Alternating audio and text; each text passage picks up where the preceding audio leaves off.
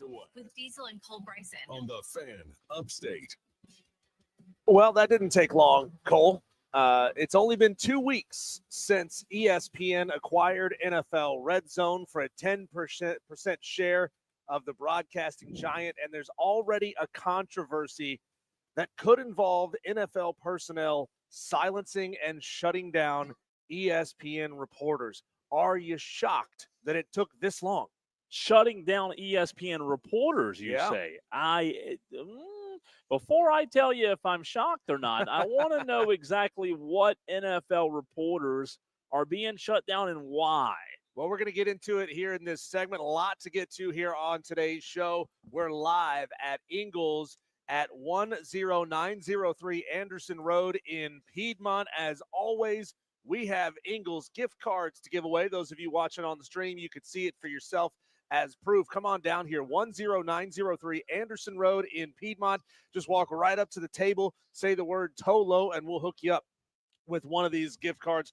Big show today. Of course, Shane Beamer coming up and going to join the show at around 3:45. We'll have a few extra minutes. You're saying, oh, that's the shortened segment. Well, we've gotten permission to wink, wink, nudge, nudge, go overtime a little bit on that interview. So we'll have plenty of time with Shane coming up at 3:45. Of course, at 4 o'clock, that is when all hell breaks loose, because the Wire to Wire Upset Picks Challenge, brought to you by Ingles, will officially be up and running. You can start getting your picks in to us at 4 o'clock on the nose. Melissa Level going to be here as well, as she is with us just about every time we're on location. And Cole, a touching moment last night on SportsCenter as Rich Eisen, who Monday night, normally leads into us on the Fan Upstate here.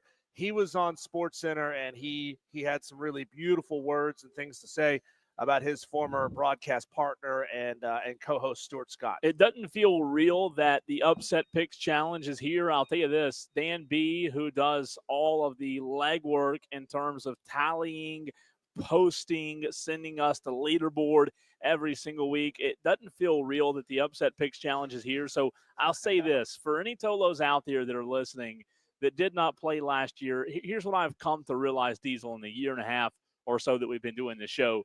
You and I hear from a lot of Tolos. We hear from Tolos during football season. We hear from Tolos all throughout the season, all throughout the year we do. However, every single time I'm somewhere, I realize that there's somebody listening, one more person that's listening that has never communicated, that we have no idea is listening. I was at a party Saturday night, and a guy came up and said, yeah, I know who you are. I listen to you every day. So never heard of him before, but guess what? We appreciate you as well. But the reason I bring that up is, Diesel, for those out there that may be listening today that don't text in, that don't call in, that are just observers and just listen, that's fine. We love you. We hope that one day you can really become a true Tolo and interact. However, my message to you is enter the Upset Picks Challenge. Even though you're not a big communicator, even though you don't text or call the show, you will not regret it. It's a lot of fun. Let's see if we can break the record. Dan B., Diesel, y'all can tell us exactly how many players we had a season ago, but I want to break that. I know there's so many people that listen that don't interact, and I think we can get those numbers up this year. Yeah, I'm going to task Dan B., who I know is watching the show live right now on the stream, to grab that number for us, the total number of players who played at least once over the course of the season last year, and how many individual votes were cast. If he has those numbers, send them our way, Dan. But there was some widespread concern, Cole, especially inside the ESPN journalistic side of things, that allowing the NFL into their company, and they were part of the deal was a 10% stake in ESPN. Allowing them in might affect ESPN journalists' ability to be to be critical and to be harsh of the NFL. And it seems, Cole, that after just 14 days, we're already there. Now, we don't know for sure if the NFL and Roger Goodell were involved in what I'm about to tell you about, but there's a bit of a track record in the past of the NFL kind of suggesting, hey, we'd like for you to not make a docuseries about this. We'd like for you guys to not talk about this. and then things just go away. What am I talking about? ESPN has long been planning a docuseries about Colin Kaepernick, which just 2 weeks after the NFL gets its grubby fingers in ESPN, that docuseries suddenly poof, going away. It's out there in the ether. It's not going to happen. Spike Lee was going to be a part of it. Obviously, he's been around and created a lot of really phenomenal work. But yeah, I mean, I find it a little bit curious that the NFL, who has probably felt like this issue has been put to bed for a couple of years now, they don't want to see this thing coming back into the limelight.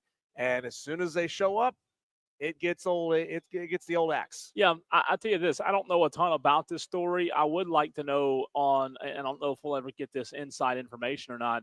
I would like to know, what the reasons were. I mean, if the NFL's moved to ESPN, NFL Network, why wouldn't it still happen? I understand that you don't want things like this to be talked about. And to your point, the NFL sometimes has tried to regulate that. But if they can make money off of it, which I think they could, because I think people would watch.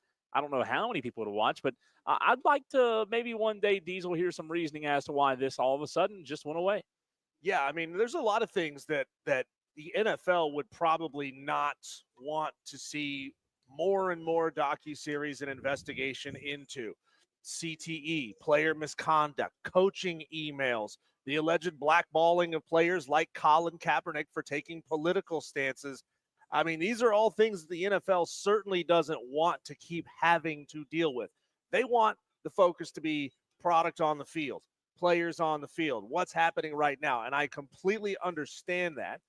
But at the same time, this is a project that has long since been in the works. It just disappeared.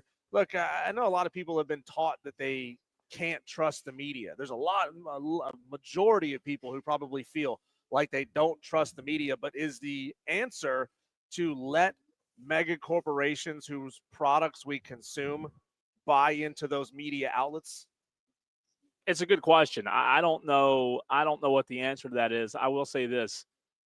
From the NFL's perspective, yeah, I understand you might not want things like this getting out there. You might want to focus on what's happening now. Well, my only question to that would be, you want us to focus on what's happening now, right now. Okay, well, what's happening right now is you're putting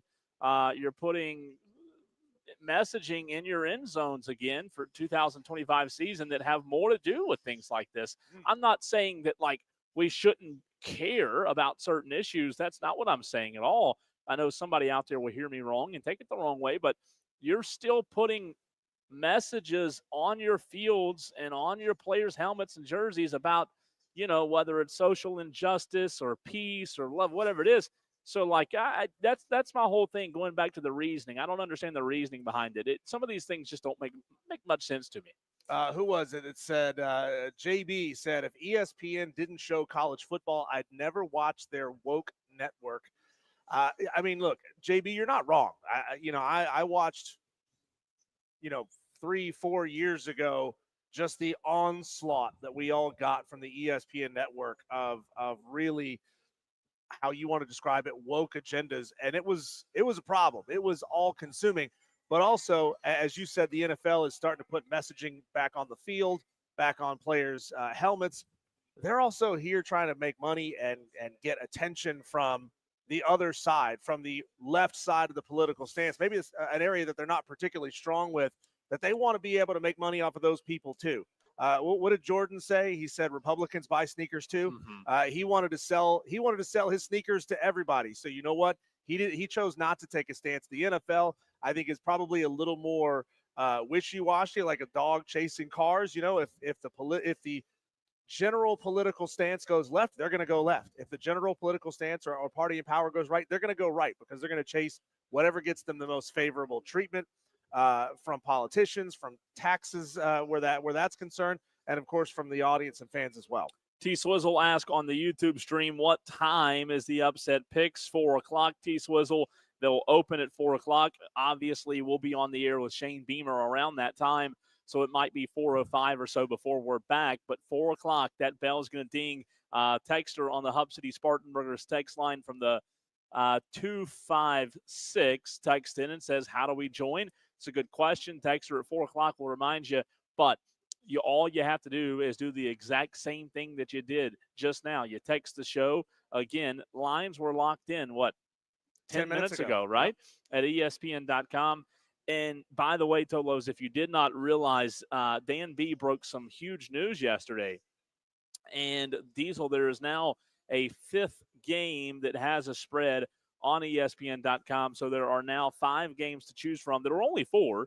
And then all of a sudden, bam, Idaho State UNLV gets a line of 26.5 points. Yeah. So you now have 1, 2, 3, 4, 5 games to choose from in the Upset Picks Challenge. Texter, you choose a game where you feel like you believe, you have to strongly believe in it, that the betting underdog will outright win the game. So we'll tell you more details coming up at 4 o'clock. But of the 5 games, what you're looking for is, and for anybody else out there, you go to ESPN.com like I'm doing now on my phone. You go through the games and you say, okay, who's the underdog? Well, Western Kentucky is -10 over Sam Houston, which means Sam Houston's the underdog. If you feel like Sam Houston can win the game outright, you choose that game, and then bam, you get 10 points. So we are now, 49 minutes away, Diesel, from the contest opening. Or, excuse me, the challenge. I'm sorry, the challenge. The challenge. Excited about it. You asked a minute ago, like, what kind of history does the NFL have? Is there any history of the NFL sort of being involved in trying to sway the narrative, trying to control what kind of information gets put out there in the form of docuseries? Well, yes, it has happened before. Back in 2013, ESPN pulled out of a collaboration with PBS's Frontline called League of Denial, a project that was covering the growing concerns over CTE.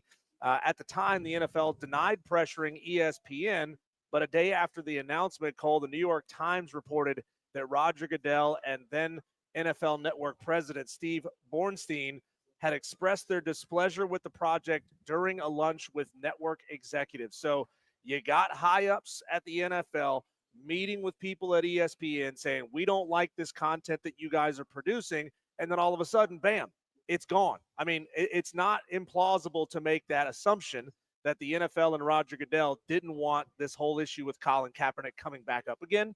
So they said, hey, ESPN, Spike Lee, guess what? You guys are done. Shut it down. You're not making this documentary. Yeah, I just wonder what say the NFL, like if the NFL now went to ESPN, I just wonder what say and how much pull they still have, even though they get a 10% stake in the company. That's not insignificant. It's not a controlling stake. Right. So that to me says that the NFL certainly doesn't have the authority to say, you're going to do what we tell you to do.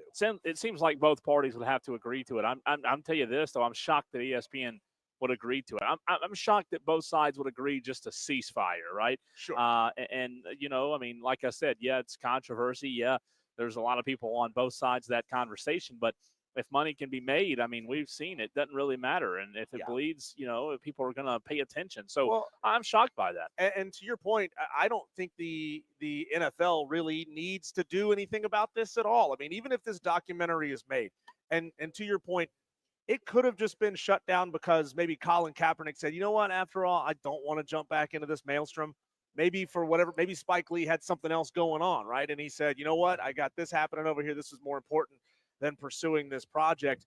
But let's be real. This documentary comes out, even if it makes the NFL look bad, even if there's something new that we haven't seen before. Like we all believed, or a lot of people believed, that the 32 NFL owners all conspired together to blackball Colin Kaepernick so he couldn't get another opportunity.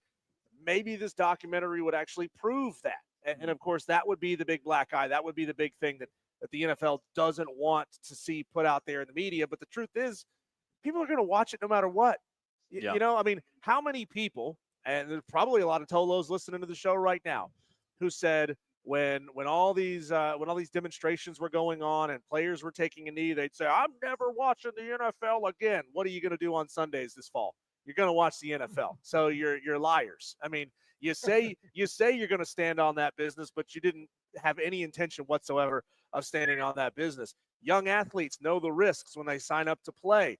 Players who have wrecked their bodies playing the game say that they would sign up and do it all over again. So, if you got a new generation and a new crop of athletes who are willing to go out there and destroy their bodies for this game, then you're going to have millions upon millions of Americans who want to tune in and watch it because it's just ingrained in our culture. Yeah. Football is part of who we are. A couple of questions about the Upset Picks Challenge that opens in 45 minutes. Texter on the Hub City Spartanburgers text line. This is Tyler.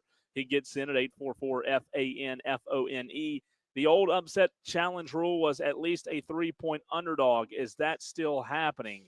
Diesel, old Upset Picks rules, 3-point underdog. Is that still a thing? No, that is not a rule anymore. Okay. Look, if you want to take a 3-point game or if you want to take a 2.5-point game, it's not going to help you much. Go ahead and do it, I guess. I mean, it's just I don't think there's any reason to put that kind of a restriction on the challenge. So no rule there. There's no rule there whatsoever. There's no reason to have it. T-Swizzle says, or ask rather, let's see here. Let me find it. A lot of conversation happening on the stream where the show is live on Twitter, Facebook, and YouTube.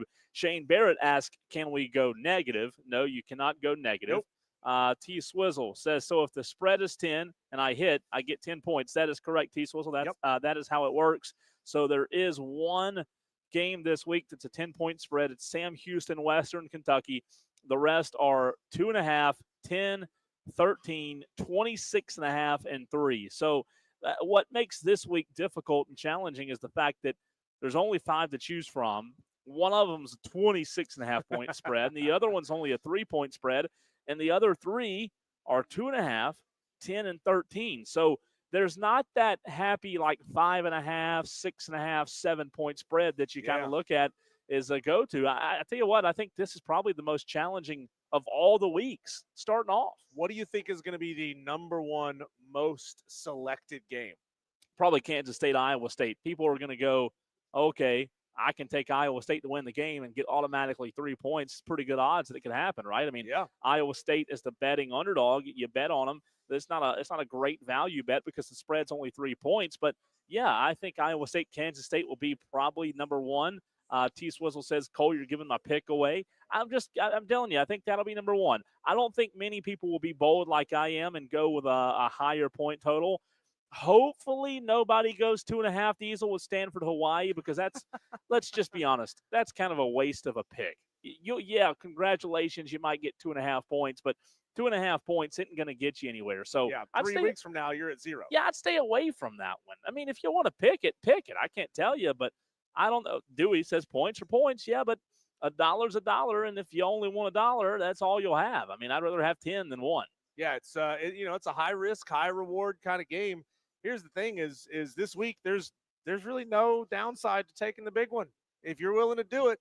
You get it right. Obviously, you've got way ahead. You're way ahead, but you get it wrong, you're still sitting there at 0. And I mean, I don't know what the odds on the total number of games that end up being betting underdog upsets, but I think the chances are pretty low that any more than maybe one of these is actually going to hit. Yeah, a lot of conversation happening on the stream. 60 Tolos watching, and the comment section between JD, Dewey, JB, Shane, T-Swizzle, DB, a lot of conversation happening there. So if you want to get in on that side chat, Tolos, you've never done so before, join the stream. Again, Twitter, Facebook, and YouTube. Shane says if you can't go negative, that UNLV spread is tempting. 26.5. Yeah, you like I said, like Diesel said, you hit that, you're way, way, way, way ahead. You could really upset the Upset Picks Challenge if that happened. I mean, you get there, we want you to be a part of this thing every single week, and that's why we set the penalty of a -2 if you don't make a pick at all, assuming you already have some points. But you hit for 26.5, Cole, you're pretty well guaranteed at least to finish the challenge with points. Yeah, no doubt. Tolos, I want your participation. We invite you in the next segment to participate. Again, reminder, in about 25 minutes from now, we'll be joined by Shane Beamer, the head football coach of the South Carolina Gamecocks. But coming up next, not neck, N-E-X-T, what's more likely opening weekend edition? We're now 9, 10, 11 days away from opening weekend between Thursday all the way to Sunday. What's more likely? 3 questions for you, Diesel. I'll answer, and the Tolos will answer as well next.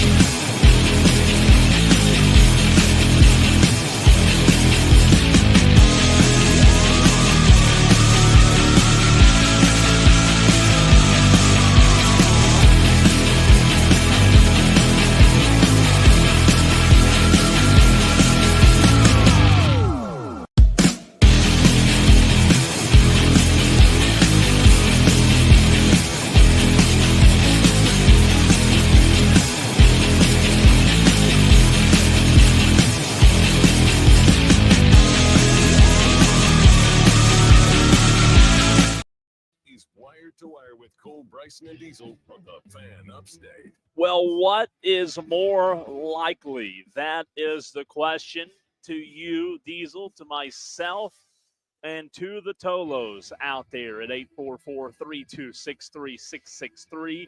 So good to be with you on this Tolo Wednesday Hump Day edition of the show. He's Diesel, I'm Cole Bryson, and we are live at 10903 Anderson Road in Piedmont. Melissa Level from Ingles just arrived, and we have some Ingles gift cards to give you Tolos right now. If you come by and say Tolo, you get an Ingles gift card, see Diesel and I, and never know, you might get a hug from Evan from Promotions.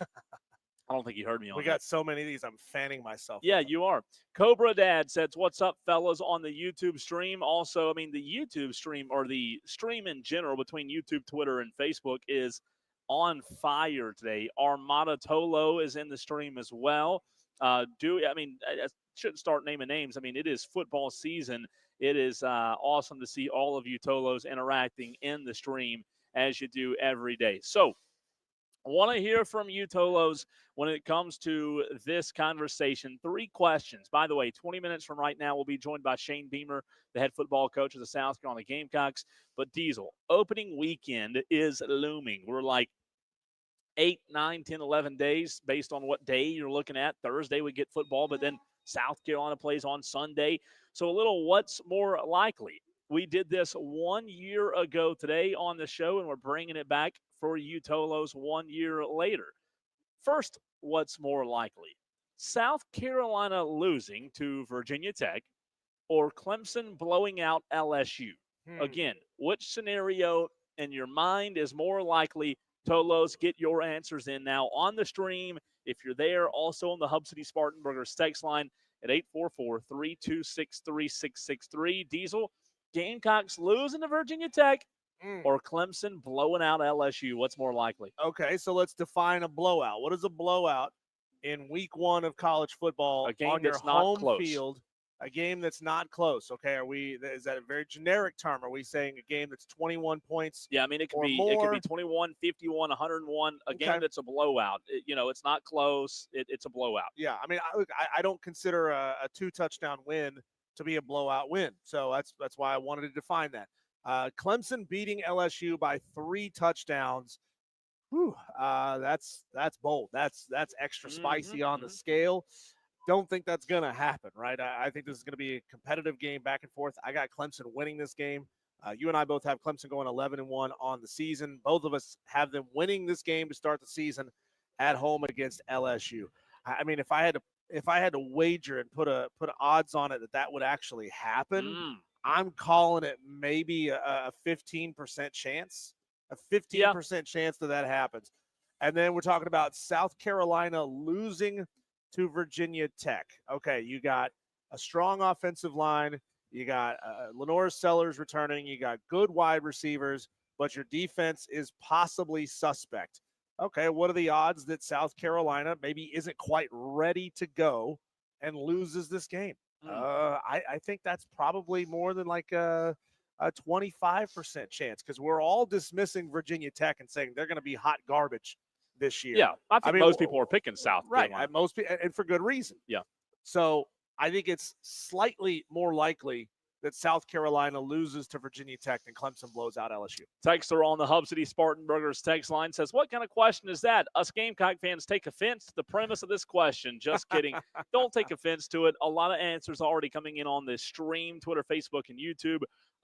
Again, it is, you're right, Diesel. Most people are predicting the Gamecocks to win. So one is kind of like maybe lopsided in terms of if it could happen or not. The other one's a little more reasonable. So if you just tuned in, what's more likely? Opening weekend edition, South Carolina losing to Virginia Tech or Clemson blowing out LSU? Again, you say South Carolina's more likely, right? South Carolina's more likely to lose to Virginia Tech. Diesel, I see both sides of this. I just feel like ultimately Virginia Tech is going to have a very difficult time stopping Lenore Sellers. And I think ultimately on the flip side of that, South Carolina's defense is going to shut Virginia Tech down in a major way. Could I see Virginia Tech beating Carolina?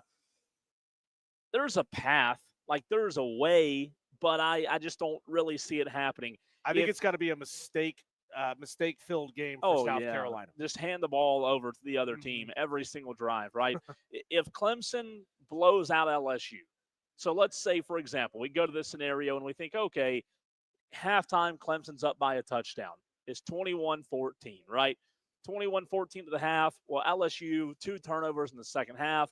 Clemson capitalizes off both. They score 10 off of the turnovers. Now they're up 31-14. They score another touchdown, midway through the fourth quarter. Now they're up 38-14. You start getting a 38-14, Diesel. That thing starts becoming on a teeter-totter and on a blowout, right? Oh, yeah. 38-14. Do I think it's likely?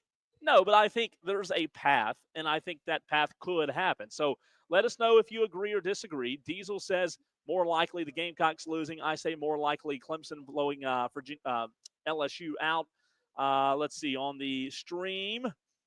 Oh, boy, a lot of comments. JB says Carolina losing to Virginia Tech. Dewey says neither. Thanks, Dewey. Shane says, I'm going to go hot take here. Clemson blowing them out. Looking at the talent Clemson has and how overrated Brian Kelly is, give it to me. Dewey says LSU's beaten Clemson by 3 touchdowns. JD says no 3 sports has, not to be confused with On 3, posted that Nico. I don't know. That's not relevant to the conversation. Dewey says LSU is beating LSU. Let's see. Steven says, I want you guys to come to Duncan. We can't. The Wi-Fi, the internet's not too good there. Let's see. South Carolina 21, Virginia Tech 14, says Dewey. So it's a good question. I just think ultimately, Diesel, I think both win. I know that's not an answer, but I do think both win. So we'll see. Yeah, you got to pick one side. You got to pick one. I'm going to go Clemson blowing out LSU's more likely. Okay. Next, 2 more for you.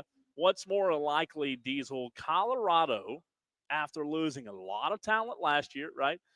Beating Georgia Tech in opening weekend, or Arch Manning not throwing a single touchdown pass against Ohio State. True. That one might get you thinking a little bit. Colorado beating Brent Key. What's more likely, that or Arch Manning not throwing a single touchdown? So Tolos, want to hear your answer at 844-326-3663. So, I mean, we know that Texas is loaded at running back this year. So Arch may not need to throw a touchdown to win that game. It's true. Ohio State really good on defense last year, but now they got Matt Patricia. So we'll see, right? I mean, there's no guarantee that Matt Patricia will be able to keep up what the outgoing DC was able to do there. A couple of running touchdowns could win this game. I think, though, they're going to try to set Arch up to have a touchdown throw in that game. I mean, I'm talking about as far as play calls go, they're going to try to set that up because they certainly don't want the narrative of Arch Manning in his first big game doesn't throw a touchdown or only throws an interception. They don't want that to be the conversation. So I think they're going to make sure that he gets at least somehow, one. some way. As far as Colorado beating Georgia Tech, man, there's just some vibe and some aura, as you say, around any Deion Sanders-led team, and I'm sorry, I don't have faith in Georgia Tech. It's still Georgia Tech. They still don't get the best possible recruits to come there because of their academic situation. So I think it's much more likely that Colorado beats Georgia Tech. All right, so on the stream, T-Swizzle says Arch is his answer, so I'm assuming he's meaning more likely that Arch doesn't throw a touchdown pass. Dewey says Manning not throwing a touchdown. T-Swizzle says GT, Georgia Tech got some dogs, don't sleep on them.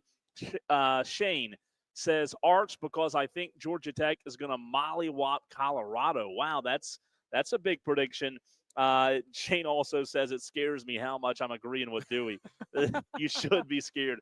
On the Hub City, he's going to wake up tonight and go, oh, yeah, he might. Hub City Spartan Burgers text line, Tolo Steve says Manning, no touchdown is his answer. Also throws in the OH there. So Tolo Steve says, Arch he's not throwing a touch.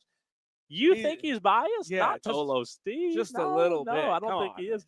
So you go Colorado. Okay, I am going to agree with you on this one. I think Texas is going to try to push the envelope a little bit, and I think they're going to try to have a big day when it comes to what Arch can do with Ohio State secondary, new defensive coordinator, like you said. Not saying that Arch is going to throw all over them, but this is the first time we've seen Arch. I think they'll kind of let the guy loose a little bit, right? Take his collar off and let him go. And I think because of that, Diesel, the elite talent at running back, the elite talent at wide receiver. By the way, a touchdown pass to a running back is a possibility as well. That could happen. I'm going to agree with you, and I'm going to say Georgia Tech losing to Colorado is more likely. Yeah, this is going to be a fun one to see. I mean, especially with Deion Sanders, can he do it without his sons, right? Yeah. Can he do it without Travis Hunter? That's been the conversation, even all the way back to his Jackson State days, was that, yeah, he was at Jackson State, but also he was able to leverage his personality, leverage his star power, and get some dudes on that roster who otherwise would never go to Jackson State. So it's gonna be fun to see how he can keep that going. Again, that's not to say that Deion recruited a bunch of duds. He's got some dogs on that team too. If these two teams would have played last year, Diesel, who would you have picked? Colorado or Georgia Colorado. Tech? Yeah, I think would have so. picked Colorado. Even though Georgia Tech, they had their moments, I think we would have both picked Colorado. So let's see. Third one for you, and what's more likely before we run to a break and bring on Shane Beamer in about 5 minutes. Last one. And this one, Melissa Level will have to bring this one back to her at 5 o'clock because this one's interesting as well. What's more likely? Florida State beating Alabama straight up, or Miami beating a really good Notre Dame team? At least we've been told Notre Dame's going to be really good again this year. What's more likely? FSU beating Bama or Miami beating Notre Dame? Tolos, let us know at 844-326-3663. Well, Miami is kind of sitting just outside that top 20, top 15 range for most position groups. We talked about it a week ago. Phil Steele's top position groups, and they're currently sitting at number 16 when it comes to running backs. They're at number where was it? I just had it. They're at number 23 when it comes to wide receivers. They've obviously got Carson back there at quarterback. I think Miami's going to be able to push the ball. They're going to be able to score. Maybe enough to stay with Notre Dame. I don't see it with a class of 24 transfers at Florida State. I don't see that they're going to be able to beat Alabama. Maybe I'm wrong. Maybe Kalen DeBoer, all the concerns about him were right, and he's a bum, and he's going to be run out of Tuscaloosa before game number 3 happens. But I just don't see it. It's interesting. Do I see Bama going down in the opening weekend after the year they had last year? Not really. Not really. If they were playing Texas or Ohio State, Diesel, it might be different, right? But they're not. And no offense to Mike Norvell. Miami beating Notre Dame. So I think that one's the intriguing one here. Like, could it happen? Yeah, I think it happened. I think it could happen. But Diesel, if you and I were doing the radio show, Wire to Wire, the Monday following opening weekend, and I told you Miami beat Notre Dame, and I told you Bama lost to Florida State, you'd be more surprised that Bama lost to Florida State, right? I think we all would, right? So like, I'm not saying Miami can't or Florida State can't do it. I just think ultimately of the two, I'd be more surprised if Florida State beat Bama. So what's more likely? I think Miami beating Notre Dame is more likely. Little side question here as we've got just a couple of minutes before we need to get off the break, before we bring on Shane Beamer. I don't think you have a whole lot of respect for the schedule that the Miami Hurricanes are going to play this year. They miss basically everybody that's good outside of playing Florida. They don't really play anybody this year. How badly does this team need to beat other teams for you to have any respect for them? Because, as we just said, top 20 in quarterbacks, in wide receivers, in running backs. Oh, by the way, they have the number 6 offensive line. They have the number 11 defensive line. Yeah. Kind of scrolling down the list here, they've got the number 25 set of linebackers. So they're not awful. I think if they hang with Notre Dame, Diesel, I'll have a lot of respect for them. I think Notre Dame's going to be good this year, and if Miami can go tick for tack with them, then I'll have no issue there. Now, if they get run off and blown out, maybe the jury's out on Carson Beck in Miami. But especially if they beat them, right? I mean, especially if they can knock them off. I mean, if they knock off Notre Dame, all of a sudden everybody's doing this like, whoa. Maybe Miami is legit all of a sudden after beating Notre Dame in week 0. It could happen. That also means you have some respect for Notre Dame. I do. I think they're going to be good. I really do. I like Freeman. I think, look, you lose to, what was it, Northern Illinois last year early in the season, and people want you fired, which may be a fireable offense, but I think Marcus. Don't forget, they also lost to Marshall the year before that. That's true. Okay, the year before that they lied a bad loss, so you get one bad loss with a 12-team playoff. So it'll be interesting to see. Tolos, if you are a Gamecock fan, tell your friends, tell your family that are also Gamecock fans to tune in to the Fan Upstate right now at this very moment. South Carolina's head football coach Shane Beamer joins us in 5 minutes right here on the Fan Upstate.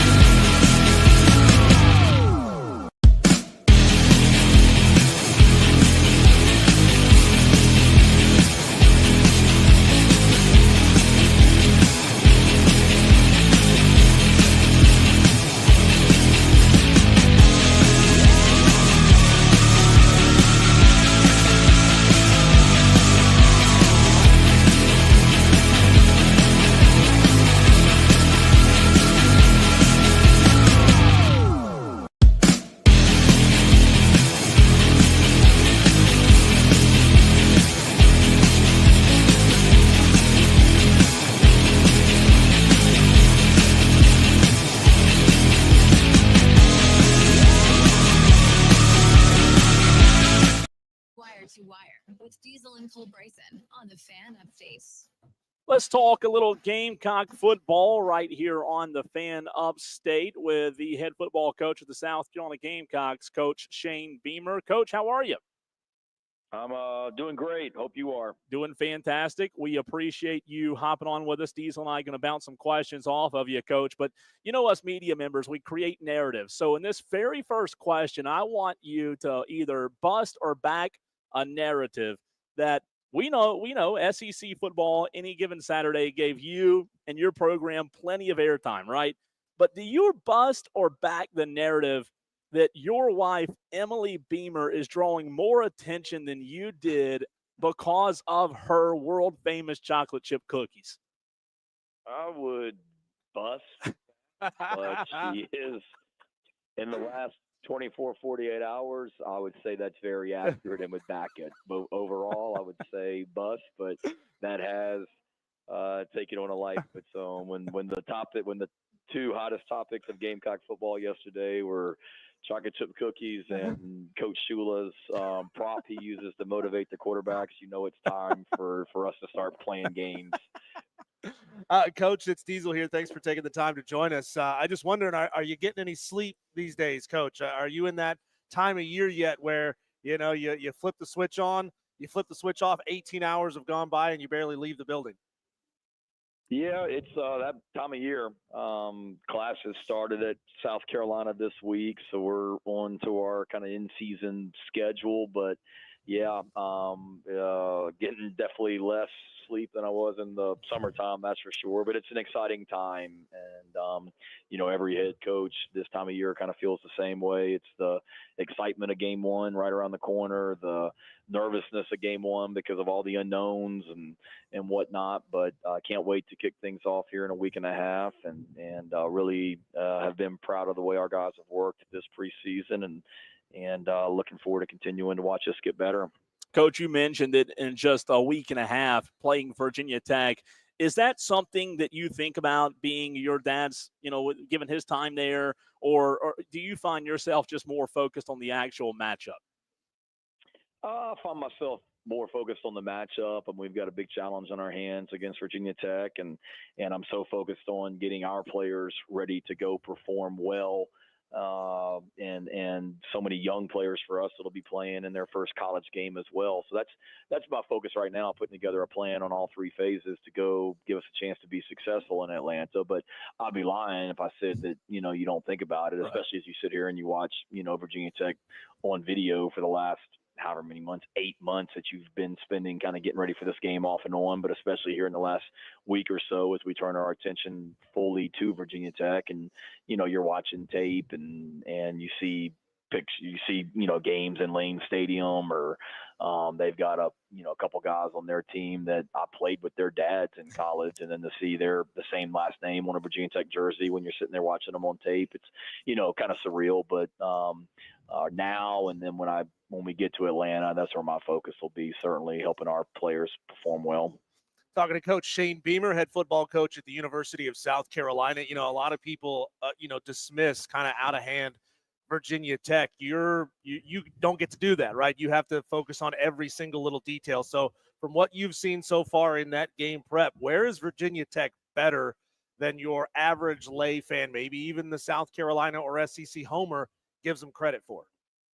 I think people just look at, and very much like us in 2023, people on the outside looked at us after the 23 season and were like, oh, they were 5-7. They must not have been very good. And that wasn't necessarily the case. We had some injuries in 2023, and we had some games that were one or two plays away from going the other way. And it's a whole different narrative for us. And I think with Virginia Tech, it's the same thing.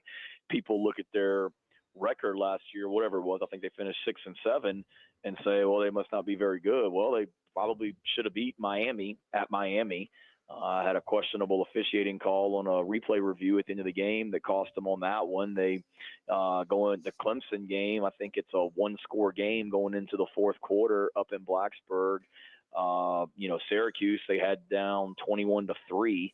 And Syracuse came back and won at the end.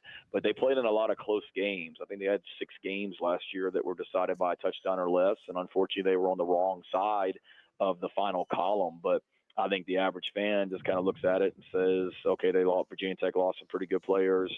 They were 6-7 last season. They must not be very good. And that's a very short-sighted view on them when you look at their team, in my opinion. Coach, you have a quarterback in Lenora Settlers who can make plays with his legs.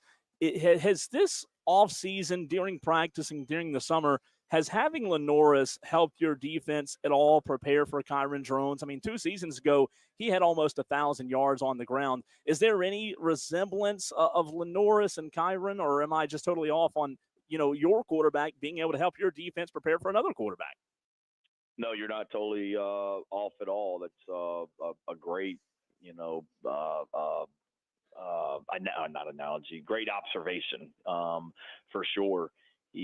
Drones is a really athletic player, really productive guy. It's been around college football for a while now, and for our defense to be able to, see Lenoris every day in practice has certainly done nothing but help as you prepare for a quarterback that can hurt you with his arm and his legs like Virginia Tech's quarterback can. Talking to Shane Beamer, head football coach at South Carolina. Coach, the 2 most secretive organizations in America right now, the DOJ with the Epstein files and the NCAA with Rushel Faison status. I know the mantra is control what you can control, but, it's my understanding that he's getting the majority of the first team reps. So, how frustrating is that when you're planning to have him play, but you don't even know when you might get a decision? Yeah, not sure who your sources are that's telling you he's getting the majority of the first team reps. I wouldn't say that's accurate. Is he getting some reps with the first group? Absolutely, but we've got about 4 or 5 running backs that are working in there because we really like all of them for sure. And Rasul's going to is a big part of our plan against Virginia Tech, along with those other running backs that we have. But for us, it's getting crunch time, surely, to have an answer on is he going to be able to play or not, especially as you go into next week and we're fully into the Virginia Tech game plan and it's game week. But we're proceeding right now that he's playing, and that's how we're preparing. We're preparing him to be able to do that and be ready for a game, but we're also preparing, those other running backs to be ready as well. And, whether Sewell is eligible and playing against Virginia Tech or not playing, you're going to see multiple running backs. And when I say multiple, I mean more than 2, more than 3. I mean, we've got a really good group of running backs in there, better, more depth than we've had in my time here at South Carolina. And looking forward to, watching all those guys against Virginia Tech in a week and a half. Coach, you just mentioned that depth, and I've heard you talk about that this offseason as well in the running back room for a fan, right? Like a fan out there, most fans want a number 1 guy in the running back room. However, what would your message to fans be to help them understand that depth could be just as critical as maybe having a number 1 guy? Yeah, I think just the wear and tear of the position. It's I go back to 2014. I'm coaching at Virginia Tech, and we beat Ohio State that season at Ohio State, the second game of the year, and I think we had 3 running backs that scored touchdowns that night, or I know we had 4 that played that night. And by the end of the season, I think we had lost 3 of them to season-ending injuries. It's just a position that, takes a pounding, and you got to be able to keep guys fresh. And if you have a guy, that's great to say you have a bell cow, if you will, that's going to carry it, 20, 30 times a game. Well, I got news for you. By the time you get to November, that guy's going to be beat to crap and isn't going to be worth, able to do what he needs to do for him or the team. So you want to have more guys. You want to be able to rotate guys in to keep them fresh. So your top guy or 2 is feeling good as he goes into the fourth quarter. And then certainly the depth is critical. The more they can do, the better. And by that, I mean on special teams. Those guys are going to play special teams for us in the passing game, running the ball, all that as well. I mean, last year we did not have that depth. And outside of Juju McDowell, who played some special teams for us and returned kicks, we really didn't have running back playing special teams, and that's not what we want. So we need more than one, more than two, more than three, more than four in so many ways, and that's what we're trying to do right now. So, Coach, 31 out of 32 NFL teams have named their starter. The one that hasn't involves a battle that is your former starter, Spencer Rattler. Talk about the relationship you still have with Spencer, and has he reached out for any advice for going through this process? I know you're excited. Yeah, really excited. I haven't talked to him during the training camp battle that he has. I know who my pick would be if I was the Saints head coach, and that's nothing against the other guy that Spencer's battling with. But I love Spencer. Obviously, we were together 2 years at Oklahoma, and then he came here to South Carolina and spent 2 years with us and made our program better. That was a big statement when he chose to come play for South Carolina. That was really big for us, and he loves this place. I mean, it's pretty cool to me that last year during the Saints bye week, he could have gone anywhere in the country. He could have gone back home to Arizona, could have been with his girlfriend on some, somewhere warm and tropical, but he chose on his bye week to come back to Columbia for a home football game here at South Carolina, which to me speaks volumes about this place and him as well. So I'm hoping he's the guy. He's got a big future in front of him in the NFL and enjoy following him for sure. Coach, my last question for you. Today is National Radio Day. For me, growing up, Mike and Mike on the radio were my go-to. Shane Beamer's go-to, since it is National Radio Day, the sports radio guy that you grew up listening to. Oh, well, I was going to say you guys. I'm in the air with y'all right now, but grew up listening to. That's a really good question, because growing up in Blacksburg, Virginia, sports talk radio really wasn't that prevalent, back then as well. So it was, I'm old enough where you listen to the radio because if you had a song that you liked that came on the radio, you had to put the little cassette tape in the stereo and record it. And that's how you made the tapes that you would play. So I was a big radio station guy growing up, because that's how you played music on the cassette tape. And your younger generation that's listening to this interview, that just blew their minds and have no idea what I'm talking about. But for me, you mentioned Mike and Mike. I'd probably say Mike and Mike because when I got into coaching, I mean, this was early 2000s, and they were the guys on the radio talking about sports in general. So that was really the first ones I listened to, and now there's a lot of really good ones out there that are on the air, and you guys certainly are a part of that. Coach, we appreciate your time. Both Cole and I have high hopes for you this year, high expectations. Go get them. Thanks, Coach. You got it. Appreciate you guys. Have a great week. You too. That's Coach Shane Beamer, the head football coach of the South Carolina Gamecocks. Really good stuff and a lot of reaction, Diesel, to get to. We'll get to it, but I think, 1 minute from now, there's something else going on? It's about to get real busy on the text line here in less than a minute. Wire-to-wire upset picks challenge week 0 picks on the other side of the break right here on the Fan Upstate.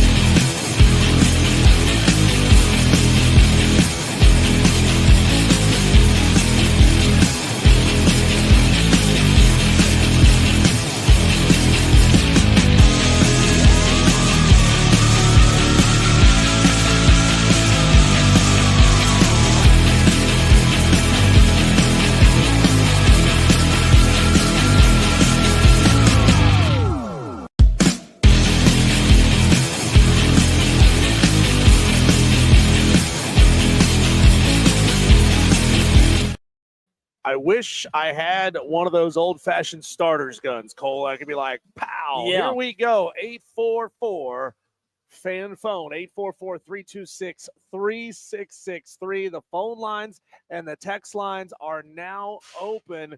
It is time, Cole, to kick off the wire-to-wire upset picks challenge. It feels like it's been forever since we've been here. You know, it really does. It's so great to be here. Number one, at Ingalls at 10903 Anderson Road in Piedmont, where we want to see you, Tolos. Come by and grab an Ingalls gift card. We got a stack of them here to give away. Come by and get one of these. But right now, the text line is open. The Upset Picks Challenge. What are we talking about? A lot of Tolos already know, but I know we got new Tolos every single day and every single year.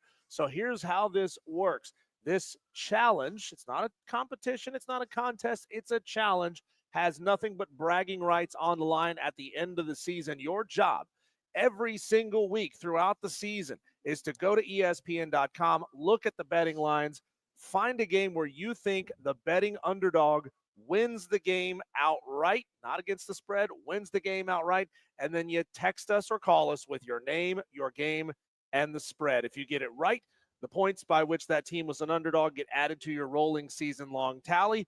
If you get it wrong, you lose a point. If you don't make a pick at all, you lose 2 points and you can't go below zero. Yeah, so if you start at 0, which all of you are doing, you won't go into the negative. You will not be in the negative next week if you don't pick or get one wrong. So as we said, we encourage you to play. It's a lot of fun. It's challenging.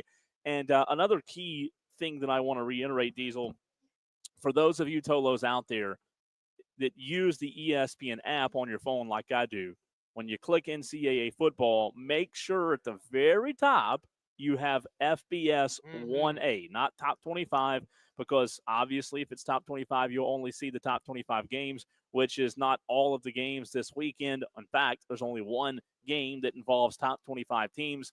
We know that the games this weekend aren't world beaters. They're not the best games in the world, but it doesn't matter because football is back, and there are 5 games to choose from once you hit FBS 1A on the ESPN app. I'm glad that we have a couple of Tolos who have already made this mistake. Out of the gate, I'm calling you out, Twisted Whisker. I'm calling you out, Tolo J. Butane. Both of you have given us game picks from week 1. This is week 0, okay? This week is being broken up into games being played this weekend and then games that are being played next week. So it's okay. It's okay if it happens. We'll let you know that you've picked a game that's not eligible for this week. But I certainly don't want you to think you got a pick in and then think you're good for next week and get a 0 2 weeks in a row. So Tolo J. Butane and Tolo Twisted Whisker, make sure you go back and pick a game that is being played this weekend in week 0. John Dog gets in and says, give me Sam Houston over Western Kentucky plus 10 points. He understands the assignment. Good for you, John Dog. Your name, your game, and the spread. So he's taking Sam Houston plus 10 over Western Kentucky. There are 5 games. It's Iowa State, Kansas State, Idaho State, UNLV, Fresno State, Kansas, Sam Houston, Western Kentucky, and Stanford, Hawaii. Those are the only games you can choose from. If it is Thursday or beyond, that is next Wednesday. So next Wednesday, we'll be doing those games. This week, very simple. There are only 5 games to choose from. 5. Not 4, not 6, not 7. 5 games to choose from, which we get it. It makes it a little bit tricky. It makes it a little bit difficult, but the Hub City Spartanburgers text line is the place for you to get those picks in. I know, Diesel, we have some Tolos who do call as well, but we do not accept them over the stream. Is that correct? No, we don't. We don't accept messages over the stream, and that's because we cannot go back and check messages that came into the stream after the fact. With the text line, that is there for who knows how long, weeks and weeks and weeks. But on the stream, as soon as we close the window and end the stream, the messages are gone. So we can't go back and check to make sure that that you got your pick incorrectly.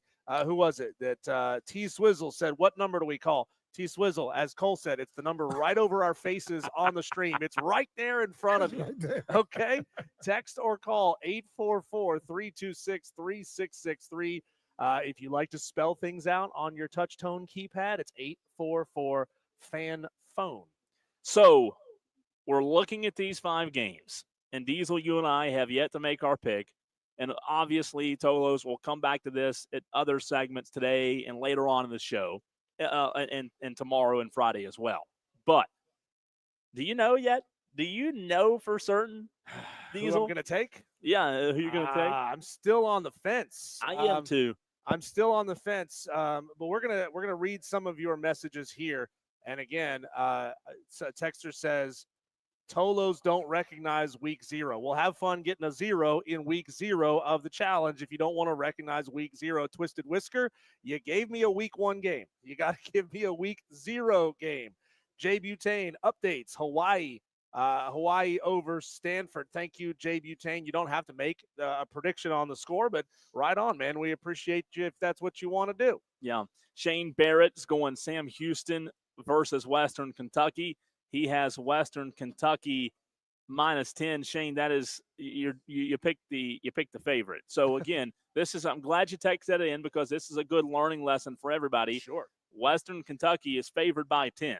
So you pick a game where you think the betting underdog will outright win the game. So in that game, Sam Houston is +10. And I know a lot of people don't gamble. So real quick explanation. If Western Kentucky is laying 10, they're -10. That means they're favored. Mm-hmm. Sam Houston is +10, right? So look, Sam Houston's the underdog. If you choose Western Kentucky, incorrect pick, we're not going to count that one. So it's got to be a betting underdog who you think is going to win the game outright. That's it. Give us your name, your game, and the spread at 844-326-3663. Can we say this real quick? Yeah. Do you know who the very first Tolo was to get their pick in? Who was that? Leprechaun of Lyman. Is that so? How the about that? Leprechaun of Lyman. Very first of 2025. He's come out from under his pot of gold. Mhm. He texted in a little while ago and said that he had a season opening poem I can't wait to ready hear to that. go. When are we going to get to hear that? I know, man. You know the drill. Let's It's do it. 4 Let's do it. o'clock. Let's do it. That's it. I cannot wait to hear it. Messages are coming in like crazy. Leprechaun of Lyman's going Fresno State over Kansas for 12.5. Coach AJ going Fresno State. Tolo Steve going Sam Houston. Palmetto Buckeyes going Fresno State over Kansas. John Dog says, give me Sam Houston over Western Kentucky. Let's see. Scotty Mack wants Iowa State +3 over Kansas State. Farmageddon in Dublin. Let's see. Tim D in Easley says Hawaii over Stanford +2.5 points. Jay Butane updates says he wants Hawaii over Stanford. Tolo Phil going Fresno +13 over Kansas. And Shane Barrett going Sam Houston over Western Kentucky. Make sure, and this is a key, Tolos, make sure that when you send us your messages, every week you give us the same name.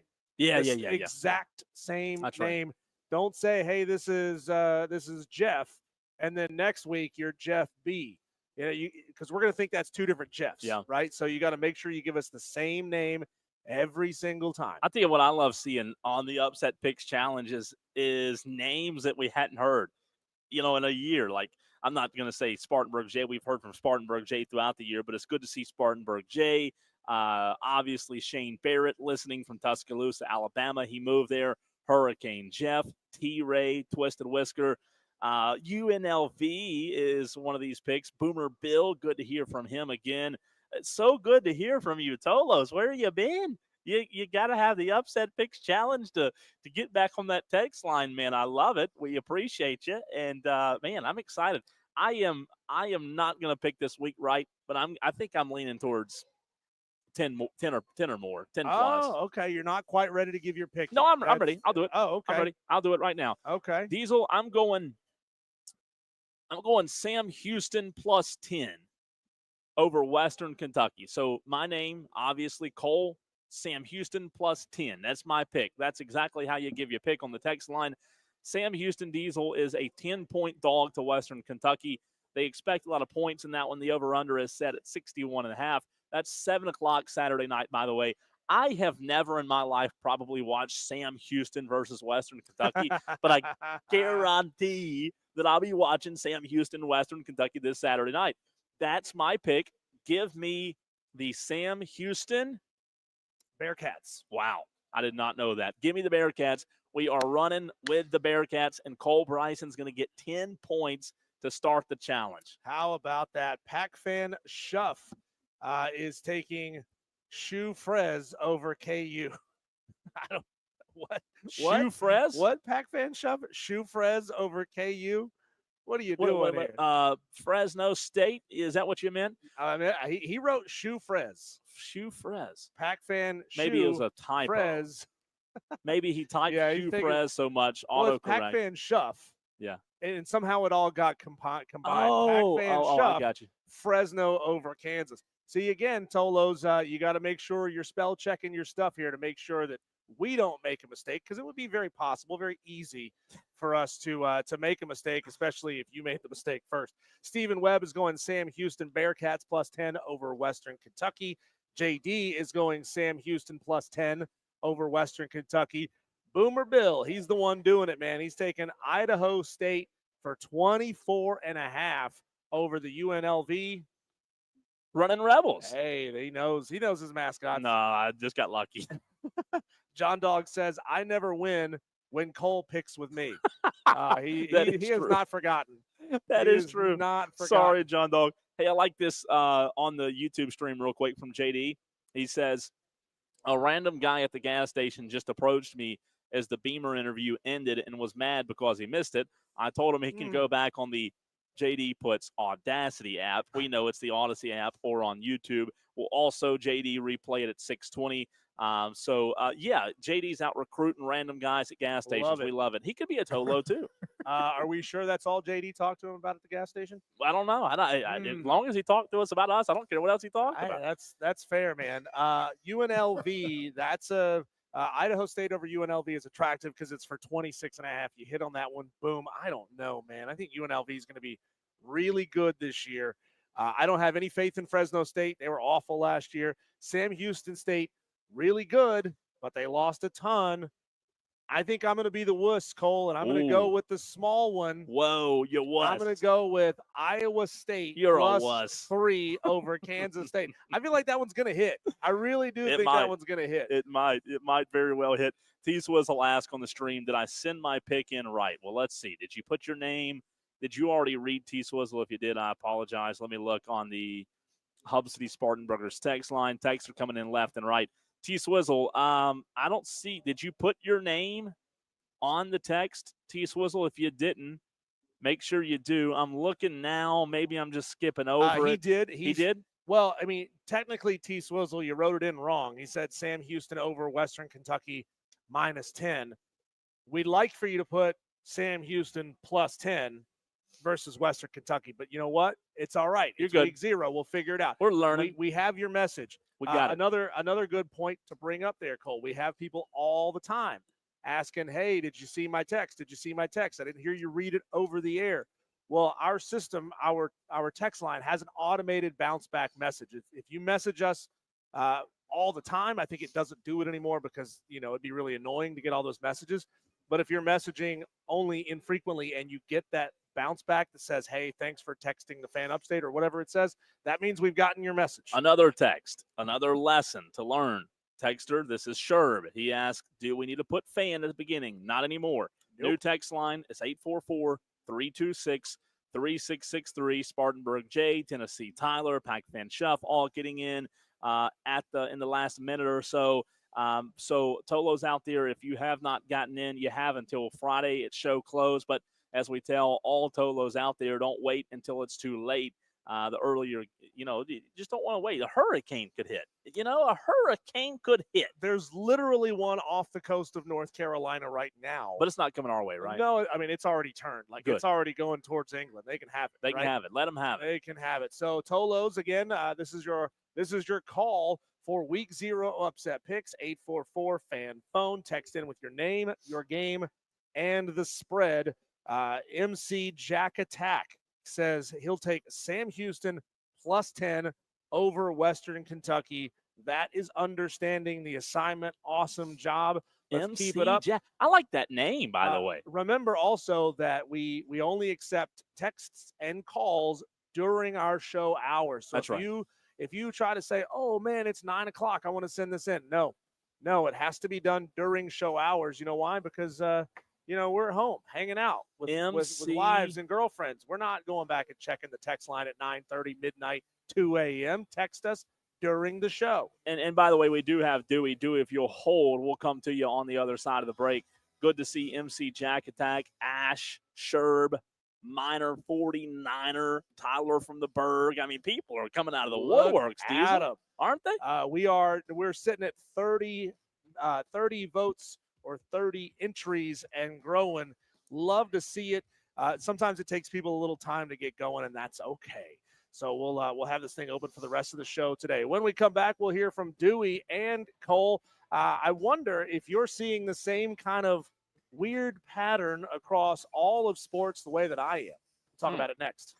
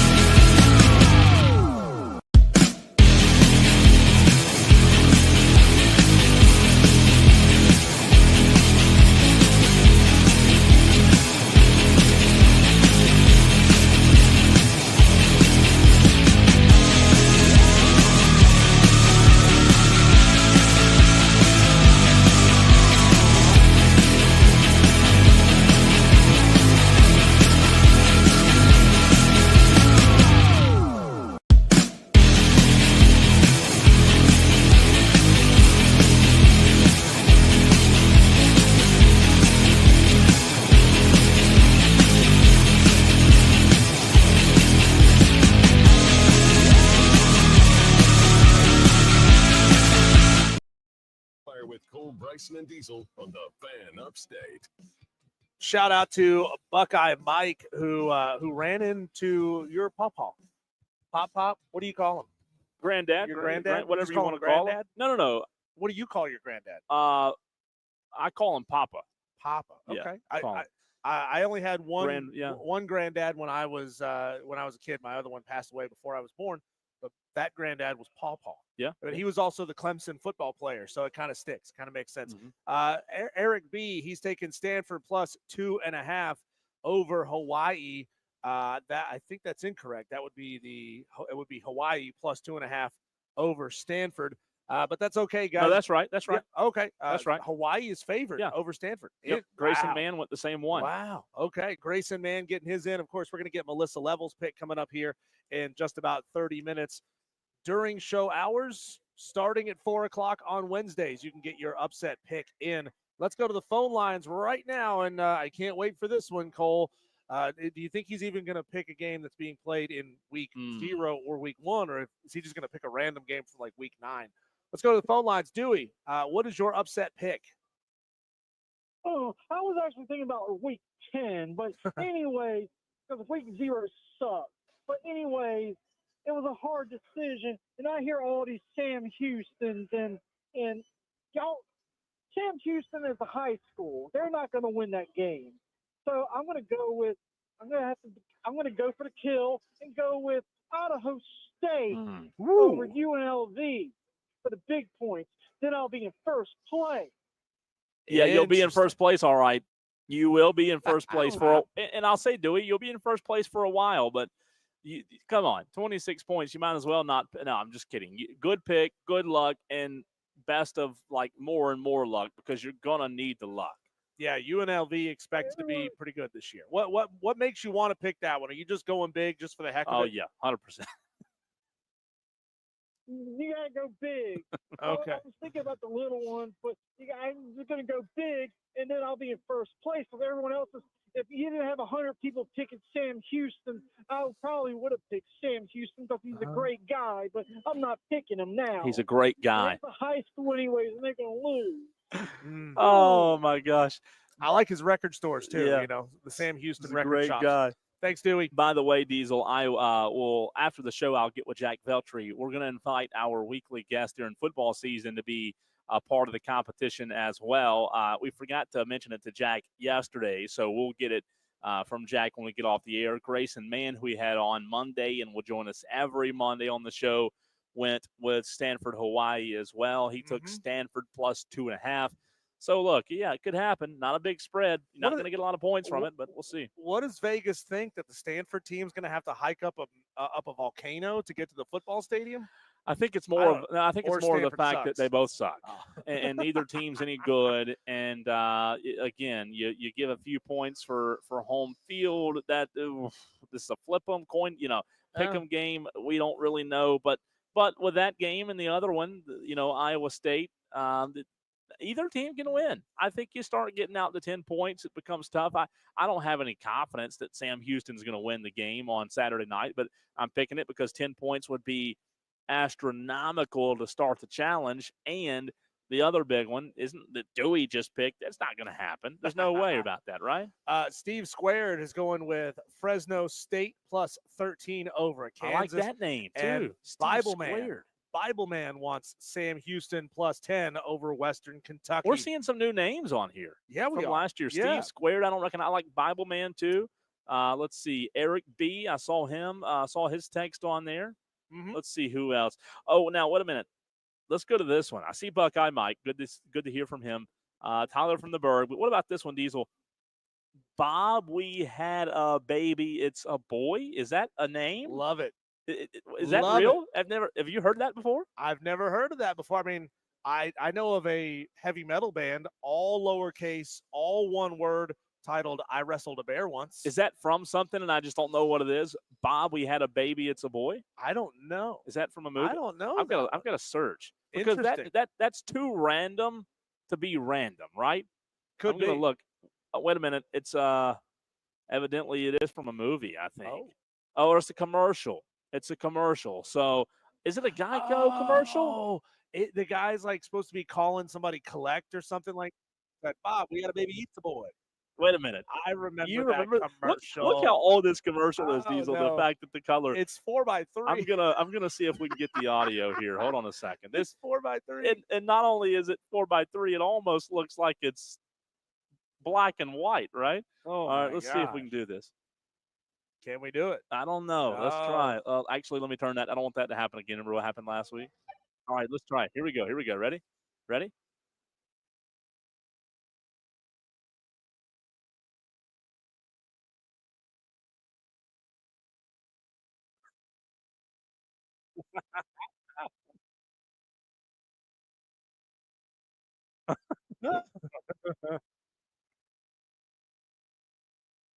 Nice. I've never seen that What? before. Oh, it's a phone company. What is it? An AT&T commercial? It's Geico. Interesting. What? You know what? Great pull from history, Bob. We ought to baby eat some boy. How would you know? Like, who remembers stuff like that? That is Oh, man. incredible. I Hey, love that name, though. now just have fun typing that in Every single week. single And week. you, as and it's gonna DB. be. Yeah. Y'all got to type it in, too. I Yep. like Steve Squared a lot, too. I've never heard of that one. Mhm. Bible Man's new. Michael in Simpsonville. Good to see him as well. Yep. Grayson Man said it's a marathon, not a sprint. Okay. By the way, on his 2.5 point prediction there. And shout out to MC Jack Attack. Haven't heard you on the show before or seen your name come in. So awesome. Appreciate that. So Cole, I know that you like to throw a little scratch on games from time to time, right? No, I don't know what you're talking about. No, I have you're just, no idea okay, what you're. sorry. No, Are you can't you- do. are no, you Bible can't Man do texting that in? He in won't do that? South Carolina. Diesel. Well, do you know that? You can do that. You can do that if you're betting on props. Props, yeah. But props. here's the problem, and this is going to be tough for a lot of our Tolos to stomach, as it's still not legal to bet on outcomes of games. Sure. But it is legal to bet on props. Guess what? What? The NFL and Major League Baseball are genuinely studying whether or not they should ban prop bets going forward. So just 16 months after legalized sports gambling in the United States, Major League Baseball and the NFL are looking at banning prop bets. Look, I hadn't read into this. I don't have inside knowledge, but I'll just make my reaction prediction. This will never in a million years happen. Never in a million years. Maybe. Do you know how many companies would just absolutely? Well, my only thought is if they do this, these giant gambling companies, they will start to then pressure the states where it's illegal to wager on outcomes to legalize wagering on outcomes. Because I know these states are going to love getting a little taste of that revenue and tax dollars that they get from prop bets being placed inside of that state. They're not going to want to let that go. Yeah, I wonder this thought just came to my head when you talked about state by state. Mm-hmm. Would we ever get to a point, and maybe not, but this is just a thought I had. Would we ever get to a point where the leagues themselves don't have the final say, that the state by state, the state government is the final say, the final entity that gets to dictate whether or not you can gamble? So maybe in some states you can, some states you can't. I don't know if that'll ever happen, but what if it did? What if we saw it where you could do it in Texas, but you can't do it in, Oklahoma. Arkansas? Yeah. I mean, I don't know. Yeah, so, the NBA already has some restrictions placed on prop bets. It's not a lot, right? Like you can still go, wager on LeBron to score 35 plus, or you can wager SGA getting more than 13 rebounds in a game. You can still do that, but I don't know. We'd have to talk to somebody like Ryan Horvat, who we have on the show fairly regularly. Like, what is it in the NBA that you are not allowed to bet on when it comes to prop bets? But they're looking at the NFL and Major League Baseball. I don't know if they're going to go full ban, because, that's turning down a ton of money. Yeah. But maybe if they could get to a point where they could restrict certain kinds of bets and sort of have limited access to prop betting, because prop betting is massive. It's huge. It is massive. And it didn't start that way, right? It really really, kind of was a lowbrow way to bet, or a less frequently used way to gamble on games, and everybody would just bet on outcomes. Well, now it's grown, Cole, to be about half of what all bets are handled around these games. JD on the YouTube stream says it's probably because the Detroit pitchers were betting the under on their stats and cussing when they accidentally strike out too many batters. That's funny. It could happen. Maybe they're like, well, why are they getting mad that they're striking players out? I mean, he does touch on it, right? The idea here is that players can manipulate and change the way they play and make certain outcomes happen. And that's what these leagues are afraid of is people, players, athletes, gaming the system around prop bets, because that's what they can directly affect. One player, depending on the sport, doesn't necessarily have a tremendous effect on the outcome of the game, but he can certainly overwhelmingly affect his performance. I think the biggest takeaway for me is the fact that we're having the conversation. What do I mean? Think about this. You're talking about athletes who are getting paid millions and millions of dollars. Yeah. And those millions and millions of dollars aren't enough. We're having to have this conversation of prop betting because guess what can be influenced, to your point just now, or JD's point, a Detroit pitcher. And again, I know that they're not allowed to bet, right? They're not allowed to bet. I don't buy it. I don't believe it for a second. I mean, I don't have inside information where I'm telling you that you're wrong. Active MLB players don't bet. But I'm just telling you, man, come on. You're telling me Shohei Ohtani was the only one out there that's betting the MLB with all the players? It's every, it's once a month. We're hearing, this the basketball Morris player. Yeah, the Morris brothers. Right. These guys are gambling, and then those guys are gambling, and then those guys are gambling. And look, I mean, a lot of people want to gamble on the thing that they know, right? If you're a basketball player, you know basketball. If you're a baseball player, you know baseball. So that's what you want to gamble on, but you can't. So I always go back to that movie, The Devil's Advocate, Pacino, Al Pacino movie from the 90s, where he, as the devil, says, well, I'll let you look, but don't touch. I'll let you touch, but don't taste. I'll let you taste, but don't enjoy. So that's what the NBA and the NFL and all these leagues are doing. They're like dangling it in front of these players' faces and saying, well, don't do it, though. Don't do it. We can't let you do it. Tolo Steve says there are 2 current pitchers right now that played for the Cleveland Guardians that are suspended for prop bets on their own pitches.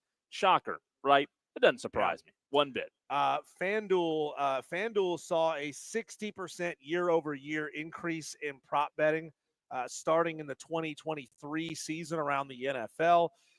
In a lot of markets in 2023, NFL bets were 80% traditional, 20% prop. Now they're saying the mix is nearly 50-50 because it's legal, right? Because it's legal. Yeah. So this is a huge deal, Cole. This is a huge deal where potentially 50% or eventually more, because it's at 50% now. Eventually, more of this market, 50% of the betting market, could just go away overnight. Yeah. So, Diesel, I asked Shane Beamer a question. I want to ask you, Tolos, as well. I asked Coach Beamer what his sports show growing up was. The reason I asked the question, Monday night, Rich Eisen hosted SportsCenter. If you haven't heard what it sounded like, I have the audio for you next. It brought back memories. We'll dive into that. Your sports show you grew up listening to on the other side, and maybe SportsCenter is realizing that we all want the old SportsCenter back. That's next.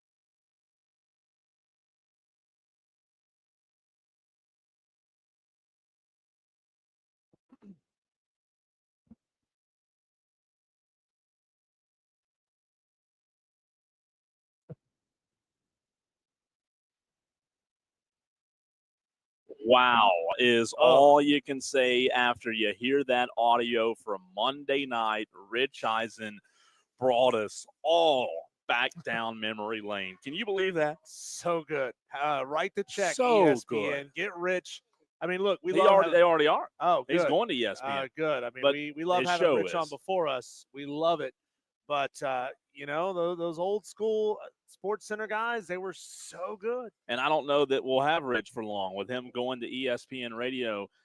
Look, they called him and asked him if he wanted to do Sports Center. He said yes. And in case you missed it, that audio was from Monday night, and it was audio gold. I mean, when I saw that clip and heard that clip, I almost thought it was from way back in the day until I realized I was watching a clip from Monday night. I doubt ESPN will capitalize on that opportunity to start doing that more often and bring back old hosts. I mean, I don't think there was any better than Stuart Scott, right, in the way that he hosted SportsCenter. We all love it. Doesn't even seem like that long ago that Stuart Scott did such an incredible job on SportsCenter. Diesel and Rich Eisen and so many others. But I tell you what, after hearing that, the fact that he's going back to ESPN radio and you've got guys that can do a good job.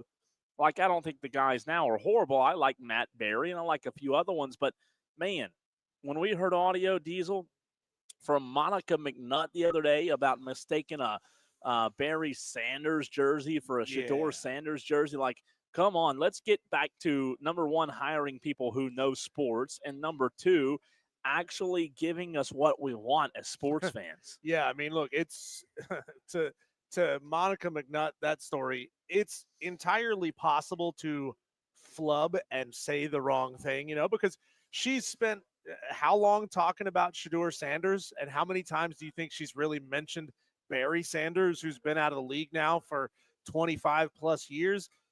But you can't say it with as much confidence as she said She it. should know that. Obviously, that's a nod to Shedeur Sanders.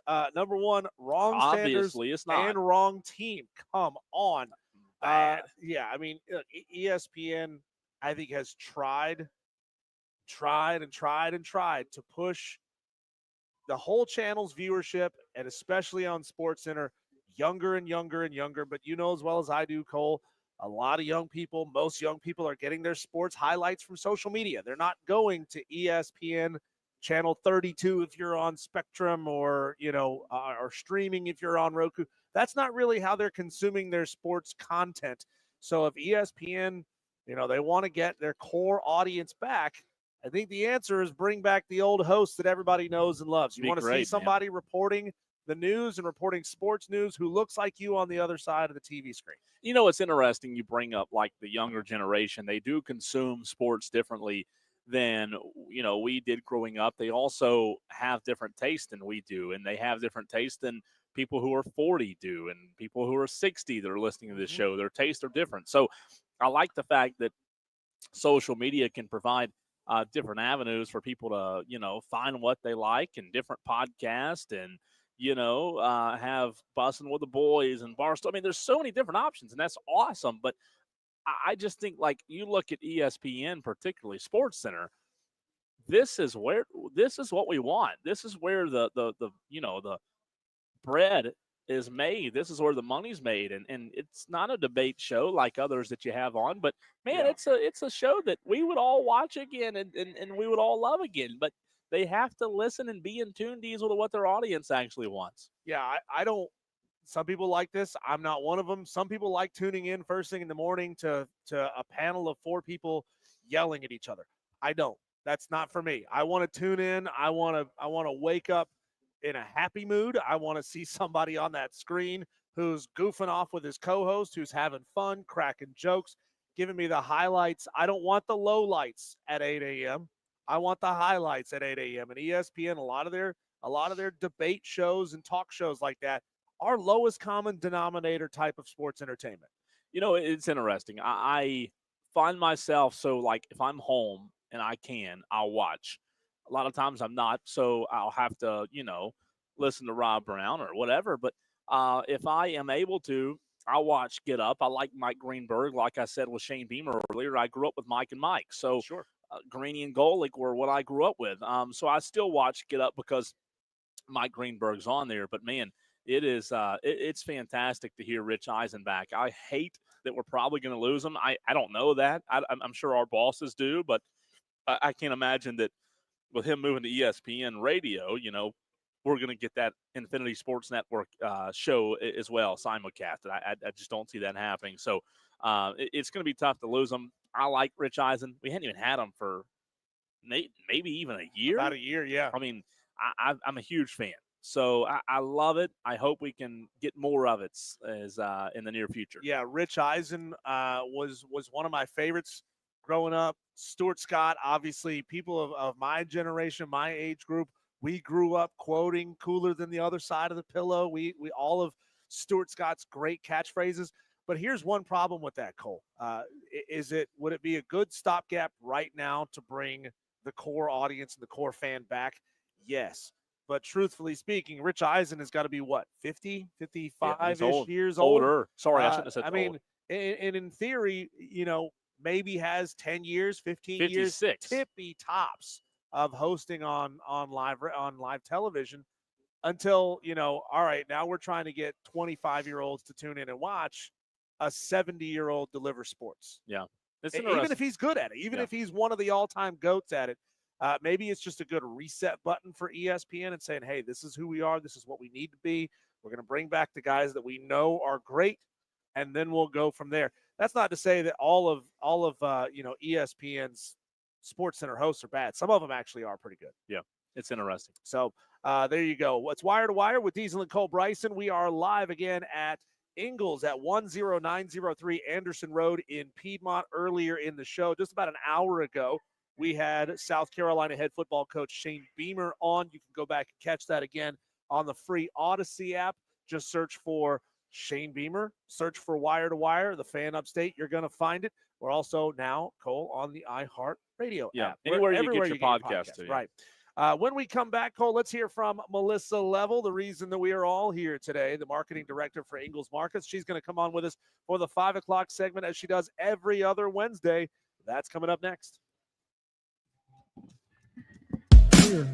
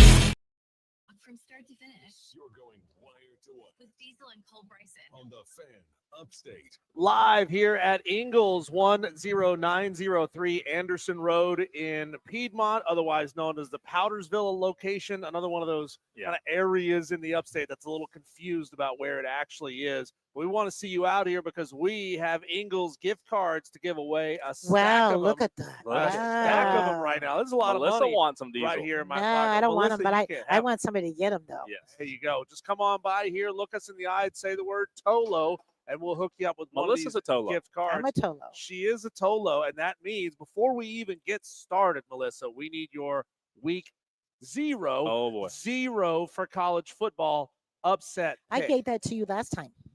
You know you didn't. We didn't. It wasn't active last time. Tallahassee over Alabama. No, that's next week. There you Oh, go. okay. Those are the Oh, five. there's there you oh, go. I did. Oh, Yeah, So that's next week. There Okay, are so that- only 5 games to choose from, Melissa. The That's 5 it. that you're looking at, you have to find one who is the underdog. So the 5. You think the underdog is going to win? oh, Iowa State. Iowa State, Oh. Melissa. Yep, yeah, Iowa State. Melissa, that was quick. Yeah, because Kansas is like the AP just loves them. That's why. So I don't you're think going- that- I like that. Diesel, that was That's the yours. one too? I went with as Yeah. well. But some of these teams, That was AP quick. just really likes, the pollsters really like, the sportscasters really like. Yeah. They just give the same all the time. Then they're going to rank them higher. Like I know it's not a big hitter. It's only 3 points. Mhm. But I really don't think Idaho State's going to beat UNLV Right. for 26.5. I don't think No. Sam Houston's going to beat Western or Fresno State, Kansas. You know, either. Western Kentucky has a pretty good team. They might even play. Sometimes They might even play up to some, Power 4 schedules. that one's a 10-point spread. So Mhm. Sam Houston won, if memory serves me, won 10 games last year. right. They're a really good team. Couple of years into FBS football, they have like 2 good years and then they drop for 2 years. So Right. they have 2 good years and they drop for 2 Well, years. now they all have to go wash cars to pay the NIL money and restitution, so they're not going know- to get all the time. You were confident in that pick, too, by the way. I was. Oh, yeah. I was. I mean, just I like Matt the Campbell. teams. Yeah, I do. Yeah. I really like, and I really like I really hate the idea that some people will bump teams up just from the media standpoint. Yeah. Mhm. Okay, like Kansas, much better media market Midwest than that is. I think they put people rank teams higher so you will watch them. Well, Iowa State really good last year. Played for the Big Right. 12 Mhm. championship. Still have Matt Campbell Right. As their coach. Still have the same quarterback from last year. They're bringing back a ton. Which is terrific because most of the time you wouldn't have the same quarterback. They would Right. have gone on to someplace else. Sure. 8th school. They'd be at their 8th school Right, by now. well, you're the 8th school, and are you right end up at Western Carolina University? That's true, too. Did I say that out loud? You I did. did. You did. So somehow, shade, throwing shade at old Tate Rodemaker. somehow, some way, I'm doing a live Spotlight Carolina on the football field with them tomorrow because we I like it. sponsor them and we're doing a big fireworks night, and he will be there, and I will try not to Are you poison. gonna tomahawk I will chop be at him? I will be wearing my Florida State tennis shoes. I cannot wait. Melissa Level, somehow you have made a weekly tradition to bring I me know. an odd food. Now, this is pickled okra. Yes, I love pickled okra. good. I don't want you to hate everything. I want just people to know we're here. So here's the deal. I'll try the pickled okra. I'll give you a review, but tell Diesel and the audience your new idea. I do. I have a new idea. This is Diesel, what do you great. think? Okay. So during football season, I know we're not talking weirdo crazy foods, but what if we were to blindfold Cole? And he had to guess that, like, it's guacamole or it's potato salad That's or it's fried great. chicken or whatever. And it's all stuff we sell, right? So everybody could come get it, and you have to decide where it is. So this I is love like that. our very own Ingles version of Fear Factor. That's right. No Oh. bugs. No bugs. No though. bugs. bugs. There's No not bugs. bugs in Eagles. No You, bugs. you sure you don't sell? No, but there like, might be pizza or there might be Yeah, fried chicken. And I have to guess blindfold. you don't sell freeze-dried grasshoppers at No, Ingles? Well, I I think- don't know. I've never looked. I think I mean, there's always a possibility we have everything, but that's I don't. true. I You don't never know. know. I It's never know. exotic, right? I do know that it might be in some of the things. If you, Melissa, I have heard that Uh, active ingredients might be Grasshopper. right. I'm up for the challenge. I am up for the challenge. I'll tell you that. I have no problem with it. You and Diesel, like if you, I think I'd be pretty good at it unless you chose like something that's very similar. Mhm. You know, like if they're Like two, which flavor potato salad? Because we have like 10 times. Oh, that's a good one. Is it going to be That's a Amish? good Is it one. egg? Is it regular potato? Is it gorgonzola That's potato a salad? good- Oh, that'd be a good one. and right? I love Mhm. potato salad. Right. What is Mhm. what is Amish potato salad? It can't watch TV. No That's electricity. Right. Nothing. It Yeah. can't do anything. It's just potato. It's made with It's just a spoon. Just a potato. Yeah. I love that. I love it. You would know that one. Yeah. But So we have those things that we have fun. Yeah. So you jumped the gun a little bit there on the Florida State pick. We'll go ahead and mark you Right. down for Okay. Florida State next week over Alabama. But like, come on, Melissa, do you really think Florida State has something for Alabama? Year 2 of Kalen DeBoer, that guy's great everywhere he's been. Winningest first-year head coach in Alabama football history. You think Mike Norvell and Florida State with 24 transfers can match that? But he did well getting back. Okay, and he's been doing well in recruiting. He has to. Has to.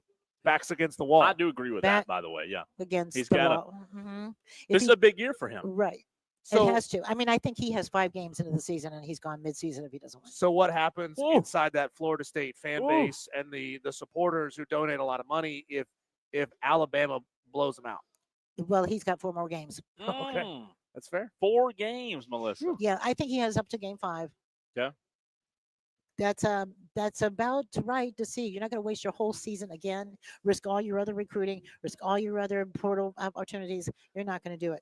Would you take Jimbo back? Because a couple weeks ago we had a quote from Jimbo Fisher. He wants to get back into. No, but I think Nick Saban would be great. That is a pipe dream, right? But I do think it's going to be interesting to see what happens at UNC. Okay, with Yeah, I do too. Belichick. I think that's since they're making the NIL so much in college football, so much like the NFL, if that isn't going to give the teams that operate like that Sure. an advantage. So, Melissa, this is so random, but Mhm. I heard this. I sent it to Diesel the other day, and I want to get your reaction to this Okay. because Ingles is involved in everything in the community. That's right. Mhm. And I want to know if Uh-huh. there were Ingles in Iowa, would Ingles markets be involved in something like this? Stand by. You ready Okay. for this? Mhm.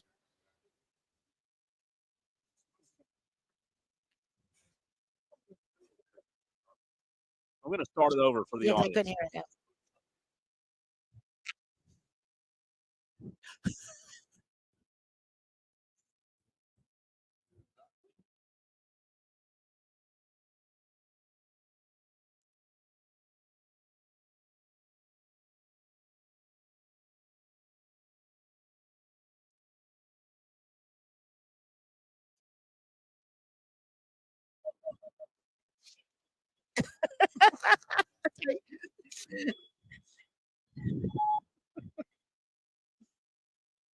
Ugh.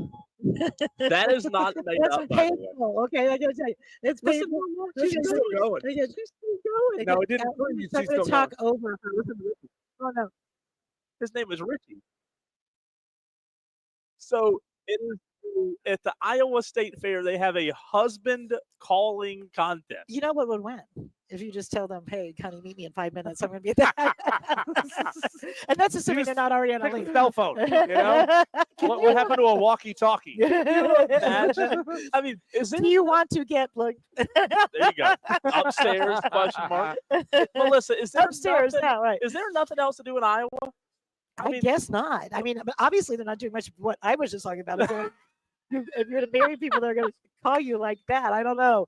That's just painful as a woman. They're I not mean, having kids. They're doing it husband must calling be all beta contests. males. I don't That's know. right. Sponsored by Ingles. I think that has a great ring to it. Yeah, that's where you get in trouble. Yeah, So no doubt. I have a feeling that quite a few of our Tolos are going to be going out this Friday, Right. and next Friday, Mhm. and the next couple of Fridays, and they're going to see at their local high schools, they're going to see Ingles Markets advertising and signage Right. all Mhm. over their high school facilities, and that means Ingles Markets is directly supporting their children's athletic endeavors. I know I've asked you about this That's before, right. but I love to bring it up again and again and again because it's worthwhile. I'm sure there are flashier ways that Ingles could throw its marketing Right. dollars Mhm. around, but why is it so important to you and to Ingles to do the local legwork of supporting individual high school leagues? Well, first of all, that's our family. Okay, our local community is our Ingles family. We work with them. They go to church together. Their kids go to school together. The kids that are playing on those teams might be working at Ingles, working in stock, or working as cashiers, or so many different things. So it's actually kind of like giving your family, an extra sponsorship.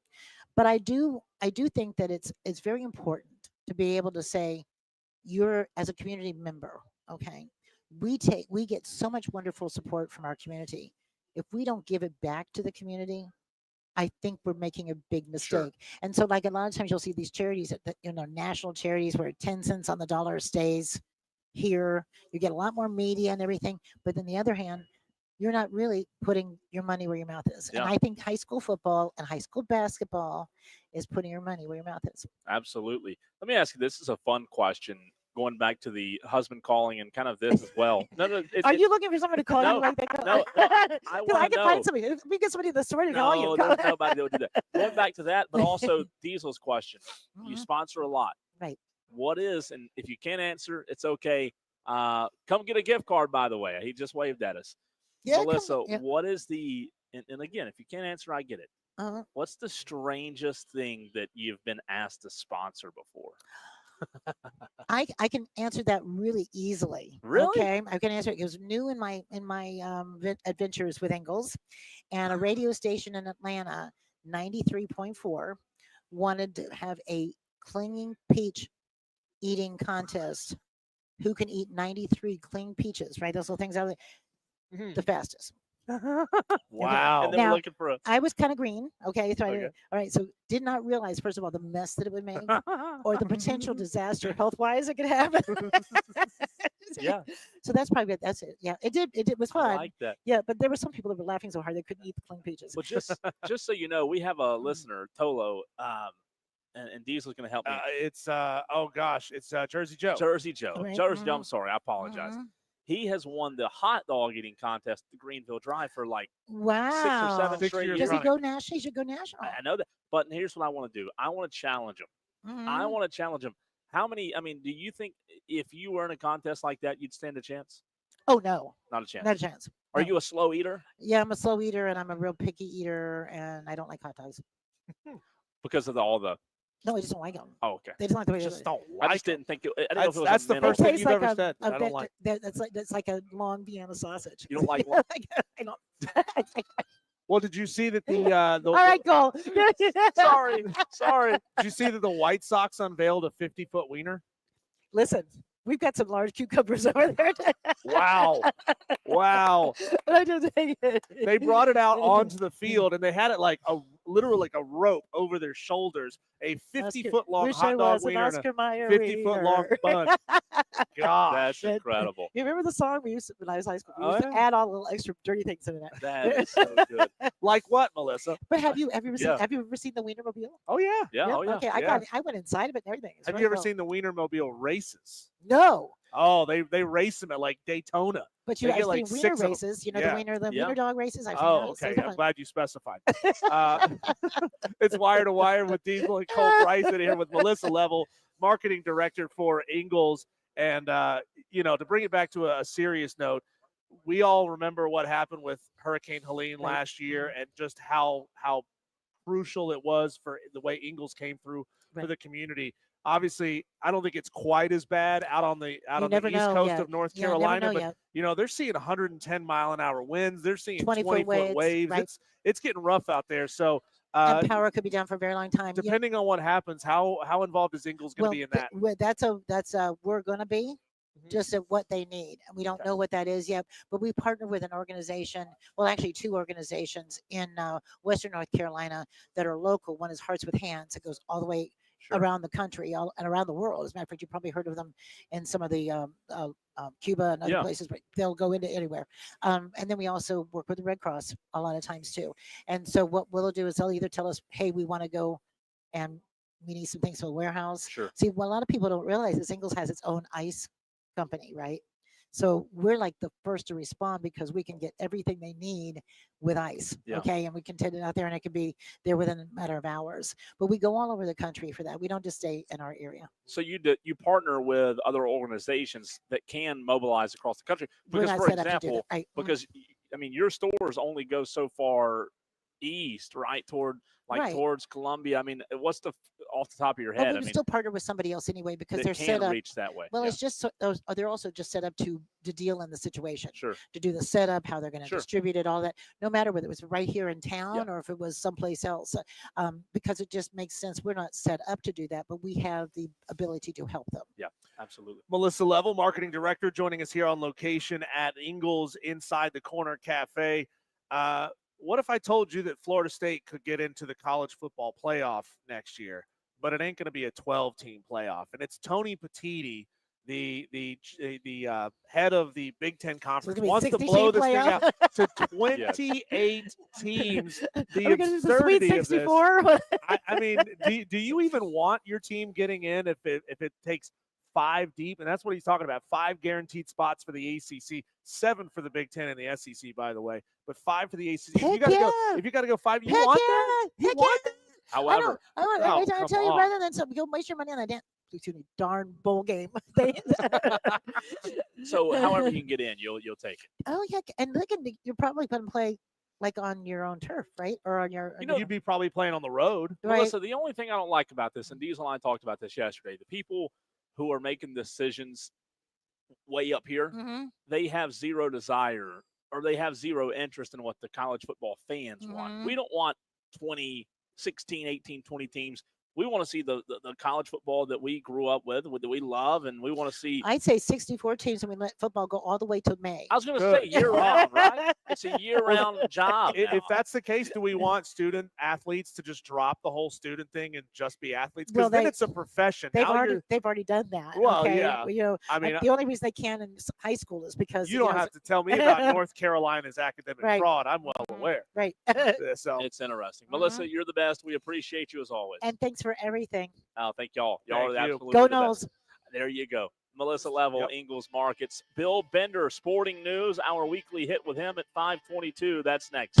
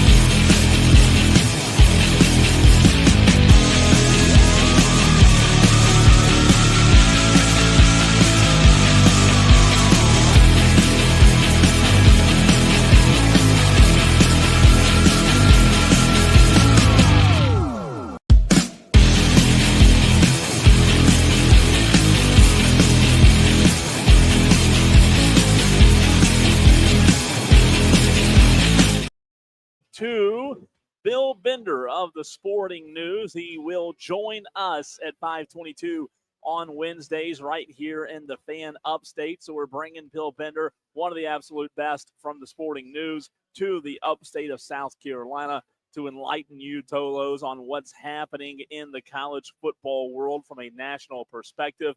Bill, how are you, man?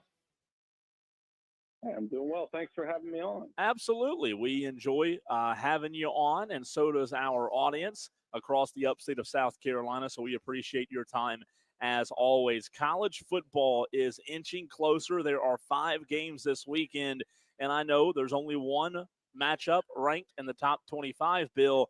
But what excites Bill Bender of the Sporting News, besides the fact that it is opening weekend, what excites you the most about this weekend's slate of college football? Well, it's conference games, and it's a big one. Yeah. Both teams are ranked. They've played close games 3 of the last 4 years. Both quarterbacks played a lot of football, and it's in Ireland, which always adds an interesting element to it. I just love that feeling of the first couple drives where you're like, man, it's on, let's go. And everybody overreacts like we always do. But if we get a game like we did last year with the way that Georgia Tech went out and beat Florida State, you can see how it can shape the season. It's Wire to Wire with Diesel and Cole Bryson talking to Bill Bender of the Sporting News. The sort of late in the day yesterday and the day before, the news broke that somebody at the Big Ten and Tony Petitti had leaked up to a 28-team college football playoff idea with a whole bunch of tie-ins. I just wonder, from your perspective, do guys like Tony Petitti and the suits around him who continue to press expansion, do they even hear the fan backlash against it? Do they process that at all? And if they hear it, do they really even care? I'm not in that room. I've always said I could fix these playoff debates in like 5 minutes. I would tell the SEC, you're going to 9 conference games. And the Big Ten, you're not getting automatic qualifiers. Let's go to 16 and never expand this thing again. That's easy to me. 28 is ridiculous. 32 would be ridiculous. 24 would be ridiculous. It's too many teams. And I get how fun November was last year. And there is a lot of college football fans that love November. And I liked it. The radio clip you were playing before, I would probably go back to the 90s and say, I just like the feeling of having that pressure on you in November. And it's a different kind of pressure now. But I'll put it to you this way. Somebody told me last week, and it didn't really hit, so they were like, well, in the 4-team era, Ryan Day probably would have got fired last year. But they won the national title. Absolutely. It's really fascinating to hear reports about that, Bill. So let me ask you this, Bill. When you look at our local teams, we'll start here and then branch out across the nation. Clemson and South Carolina opening up. And obviously with us being in the state of South Carolina, a lot of our fans have interest there. South Carolina opening up with Virginia Tech, but Clemson with a marquee matchup next weekend against LSU. You've got Ohio State, Texas rivaling that game. Between the two, how does Bill Bender view Clemson, LSU going up against Ohio State, Texas? Do you see it as equal, or do you actually see it as maybe a bigger game than what's happening or College Game Day will be? Well, Ohio State, Texas will have more TV viewers and probably more interest because of Arch and all that kind of stuff. But it's not a more important game when it comes to the playoff race, in my opinion. Because I think Ohio State could easily lose that game and just get through the Big Ten with one more loss and go to the playoffs. Texas would be a little bit harder, but they would probably get the benefit of the doubt of a schedule that includes road games at Georgia and Ohio State. So, you're asking a lot right there. So, but LSU Clemson, losers in a little bit of trouble. LSU plays 7 ranked teams. I don't think Clemson would be in trouble from the ACC standpoint, but their perception of, that'd be 4 straight losses to SEC schools. So it's a big game for the perception of the ACC, and the ACC has a big weekend when you consider Georgia Tech, Colorado, Miami, Notre Dame. I'm missing one. Well, Bill Belichick's debut. And from there, Florida State, Alabama. It's a huge weekend for that conference. Bill, I want to go back to something that you touched on there just a minute ago about this game being played in Dublin. It's the second year in a row. or more than that, actually, that they've played a game in Ireland to start the season. I mean, I personally don't like it because college football is a quintessentially American thing. I think it sends a bad message, in my opinion. But in your mind, what's the end game here? Is it just for money, or like the NFL, do you think that there may be some sort of a backhanded goal of maybe getting European universities interested in playing football? Maybe. I mean, maybe, but it's going to take a while. I didn't mind when like Notre Dame went over there, right? Sure. You know, Notre Dame playing in Ireland and you'd open up against Navy. That was fine. It's okay. I mean, I'm with you, but I'm old enough to remember the days of I was actually watching a clip from one earlier, the old kickoff classic where they would have it at like the Meadowlands, and then they would play a game that was kind of a standalone. Then we would start the season the next week. I like week 0, but I actually think we're going to get to a point where they push the whole thing up a week, and week 0 will essentially become week 1 when we start the season even earlier. We're joined by Bill Bender of the Sporting News right here on the Fan Upstate. If you have a question for Bill, let us know. We might can sneak it in at 844-FAN-PHONE. That's FANFONE. Bill, what do you make of the dispute that Arch Manning gave from his grandfather's take, and maybe Arch needing a little bit more time to stay in college and develop, opposed to him maybe going pro after this year?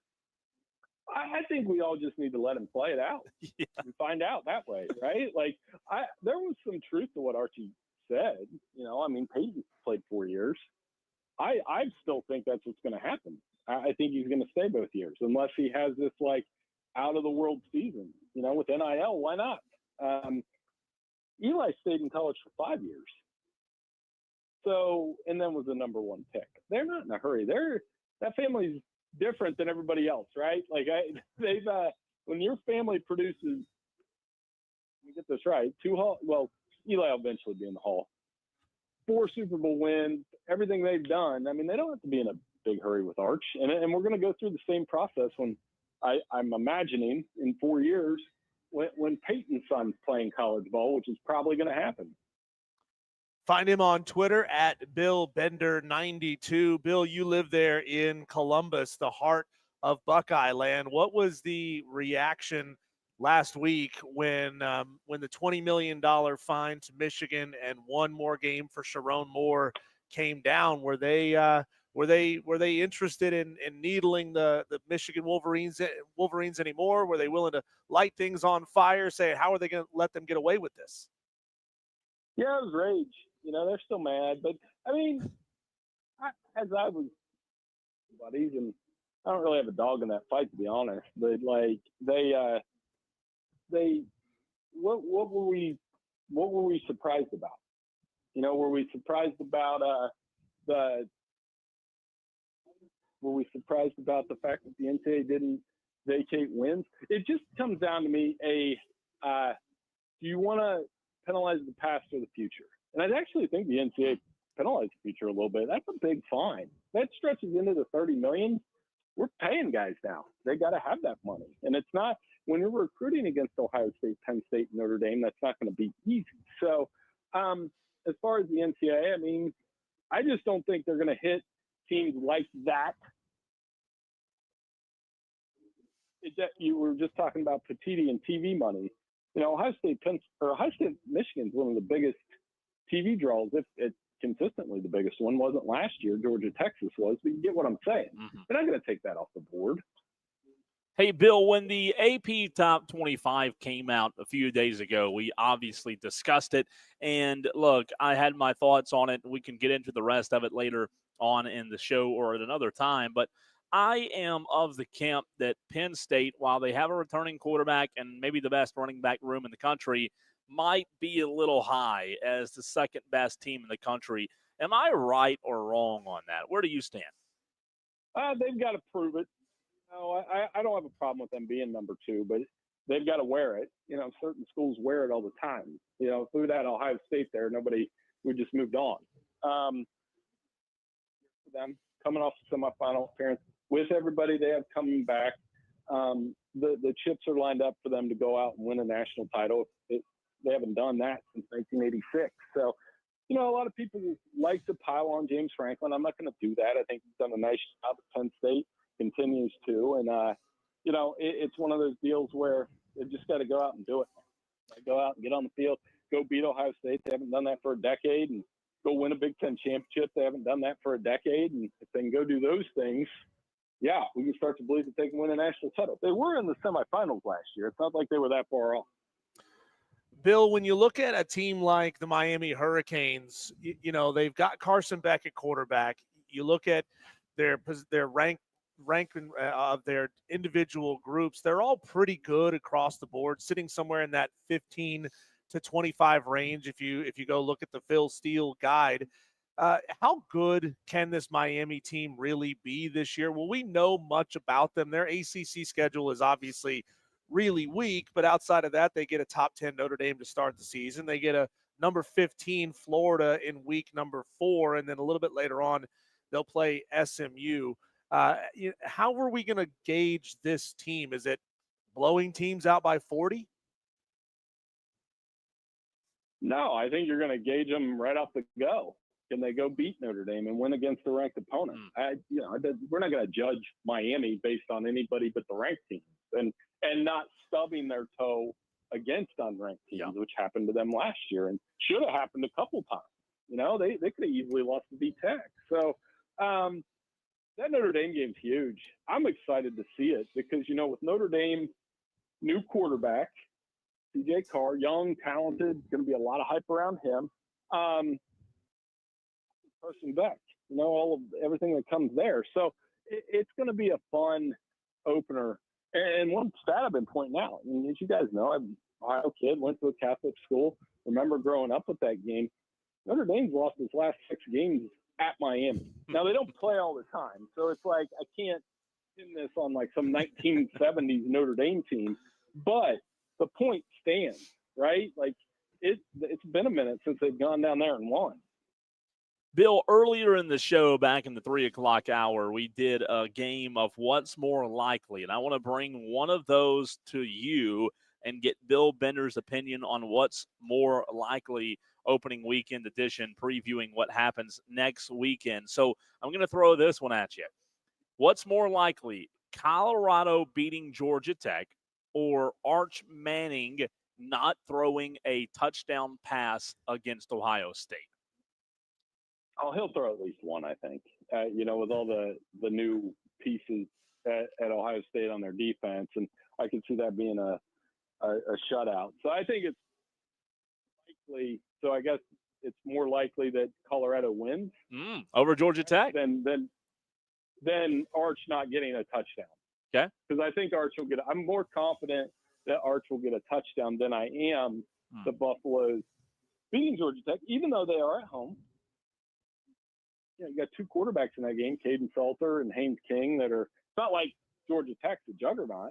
I think they're going to be very good, but, you know, Colorado could sneak that out. But I do think Arch will get at least one, you know, in that game. I think there'll be enough points both ways that Arch gets that first touchdown pass, not of his career, but of the season.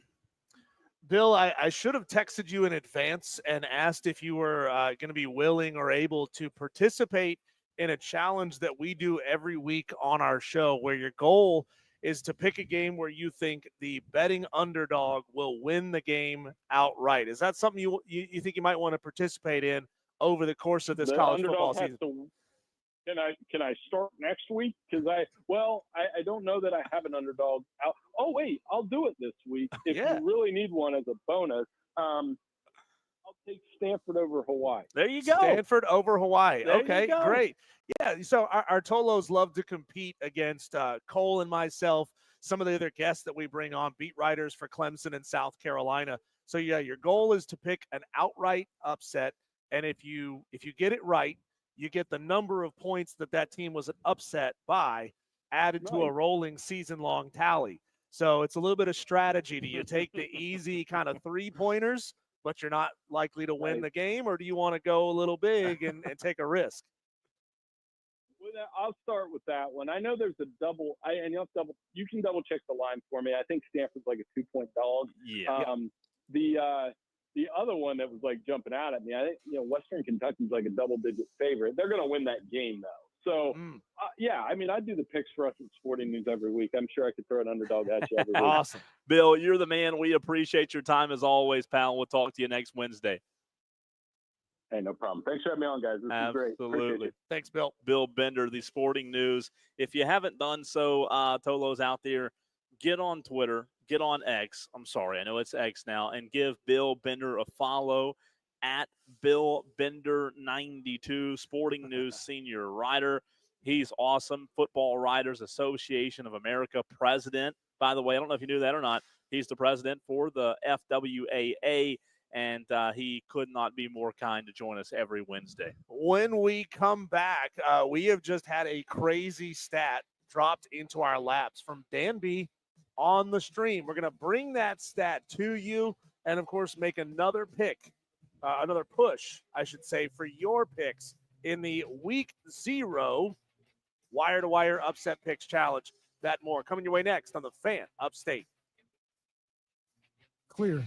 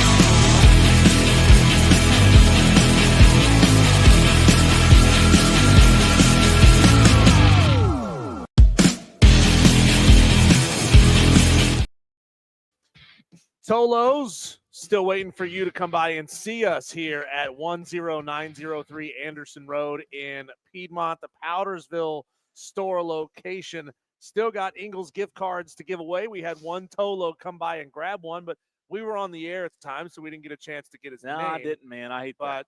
But appreciate that, Tolo, whoever you were, for coming by. He looked familiar. I couldn't quite place him, but he did look familiar. Want to see you here at this location. We are right off of 153, easy to get to here in Easley in the Powdersville area. Come on by and say what's up. You can grab one of these cards. Come on, stop by and say hi. Let's go to the phone lines here, and Dan B is on the line, and he's got a stat for us. It's not the first stat he's given us today on the show, by the way. Dan B, welcome to the show. The arbiter of the Wire to Wire Upset Picks Challenge, because he does all of the hard work. We just copy and paste and put things in a Google Doc for him. Dan, what's your amazing stat? Yeah, so far out of the 41 picks, I think, including Bills, is 19 are brand new. Whoa! I wasn't expecting almost half to be brand new this early in, but hey, that's a great thing. Well, add one more to it, DB. DB and Diesel, add one more. Eric from Boiling Springs, just now on the Hub City Spartanburgers text line. He says, my first ever pick for the Upset Picks Challenge. He's going Stanford over Hawaii. There you go. 20. That's awesome. That's awesome.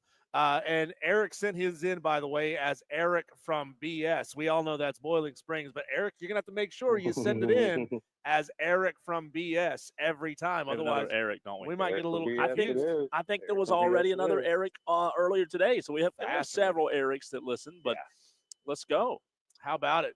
We usually have lots of Brandons, lots of Tylers, Eric. There's Diesels. usually a lot of John D, John E. Yeah, the Johns are pretty prevalent. Have you made your pick yet? Number 65 was no, I have not. Okay. Physically and or mentally. Oh, okay. I was gonna say, what are you waiting for? Yeah. Okay. Yeah, I don't know. I'm still doing research. There you go. I'm not thinking the way ESPN's new layout is. Well, so, Dan, if you want 10 points. I'm not going to talk much more about that, but. Dan, if you want 10 points automatically, just do what I did. Pick who I picked. That's not how that works. Yeah, and you do know, week in and week out, the most picks almost never hit. No. And who's showing up so far, right Dan? Now, As the and number right one? now, that so far number one is Sam. Sam Houston plus 10. We're talking. They're all within one or two of each other. There you go. It's like Fresno might be like 8, and Stanford. I don't know. Stanford's the low one on the total poll at the moment. But anyway, I just also wanted to say the 65 number. That's not a day one number, week one number. So if we can hit 65 by Friday, we will have eclipsed last year's total, and then the week 2 total was 107. Wow. That's awesome. I'm telling y'all, we're going to crush We're going to blow it away. We're going to crush it. So you said the number earlier in the show, and you messaged it on the stream, 209 individual Tolos made a pick last year. I think we can hit 300 this year. I really do. That number is actually 20. It's actually 206. 206 revised number. Okay. I love it. Don't forget, Dan. There were some doubles in there that I'm finding. I'm having to cross them out. Hey, that's all good. Make sure you get your pick in. I know make sure Jess gets her pick in as well. We expect her to be a part of this challenge. And your kids, and your dogs, and your rabbit, if you have a pet rabbit. Texter says, we need Harold and Delvin. They need to make a phone call. That's true. Come on, guys. Let's do it. Texter from the 502 Diesel. Thanks, Dan B, by the way. Thanks, Dan. 502 says, what's the deadline for picks? That would be Friday at 7. However, let me tell you a little secret. If you hadn't picked up on this already, Diesel and I don't actually go off the air at 7. It's more like 6:50, 2:30-ish. Yes. So there's a good chance that Diesel's got, something on his mind and closes the laptop and runs home or runs to, a celebration or dinner or whatever it is. And we might not. So my point is, don't wait until 7. Do it like earlier, Yeah. right now or tomorrow, whatever. Well, and you also have to consider, we get a lot more midweek games now. We get Wednesday night, Thursday night, Friday night games. You got to make sure to get your pick in early because, if you want to pick that Thursday night game, but you don't realize until Friday at 5 o'clock that's the game you wanted to pick. Sorry, man, you can't take it. If it's after the game is played or after the game kicks, we can't accept it. So do us a favor, try to get those picks in as early as you can. But again, you're right. The deadline is 7 o'clock on Fridays. Try to send your picks in during show hours. Well, not try to. You must. You must get your picks in during show hours because we're not going to go back at 10 o'clock at night and say, 10 o'clock, John from Boiling Springs, he got his in at 10 o'clock. It doesn't count. Yeah. Doesn't count. Mac the Knife just got his in. Just so you know, Tolo, send, for example, I know there's a new audience right now, so I'm going to give you an example of how the text should go. 844-326-3663 is the number to text, right? 844-FAN phone. And my upset pick that I submitted earlier was Sam Houston, Western Kentucky's the game. So the text would read, Cole, Sam Houston plus 10. That's it. Yep. Cole, Sam Houston plus 10 because Sam Houston is a 10-point dog. I know a lot of people don't gamble. Minus means the favorite. So Western Kentucky minus 10 means that Western Kentucky is favored by 10 points. Plus 10, it's the same number, but plus means you're the underdog. So you're getting 10 points as the underdog. Sam Houston plus 10 would be the one. Texter says, what happens if the spread moves? We lock the spreads in on Wednesday at 3 p.m., right? 3 p.m. That's right. Dan B's locked them in. So good questions, but that's how your text should read if you want to enter the Upset Picks Challenge. That's it. We do that to make it as fair as possible. That way, everybody who picks the same game will get the same number of points. And if it moves because there's an injury, that's going to be certainly a strategy thing this year, Cole, with now the ACC going to injury reports for conference games 48 hours before kickoff. I wonder if we're going to start seeing people waiting until Thursdays to get their picks in once that information comes out. I don't know. That's certainly going to affect some things. It's going to affect some lines. So it's something to think about as you're strategizing where you want to go. But, you kind of get the hints that somebody might be injured or limited or out or whatever it may be, a couple of days in advance. So you don't have to wait for that. Shoot them our way. Starting Wednesdays at 4 o'clock, that's when we open this thing up. Let's go, Tolos. Ohio State, Buckeye Mike. I put Ohio State because actually I don't know why I put that. Buckeye Mike says, I think we can get to 500 this year. That would be, that'd be welcome. We'd love to see it. Let's do it. We'd love to see it because, we know that if 500 people, different people send in picks, that means probably somewhere in the range of 300 or 400 of you are making your picks every single week. And then we get to say 400 times 13, 14 picks a season. And we get to say, hey, that's a lot of impressions. Somebody who may want to sponsor this thing and advertise with this thing. Tolo's hour number 4 of the show coming your way. We take a look, high school football season starts Friday night, Burns T. Ohana right here on the Fan Upstate. We take a look at the games happening in high school football week 0, the biggest games of week 0. If you're a high school football fan, how about hop in the conversation with us next?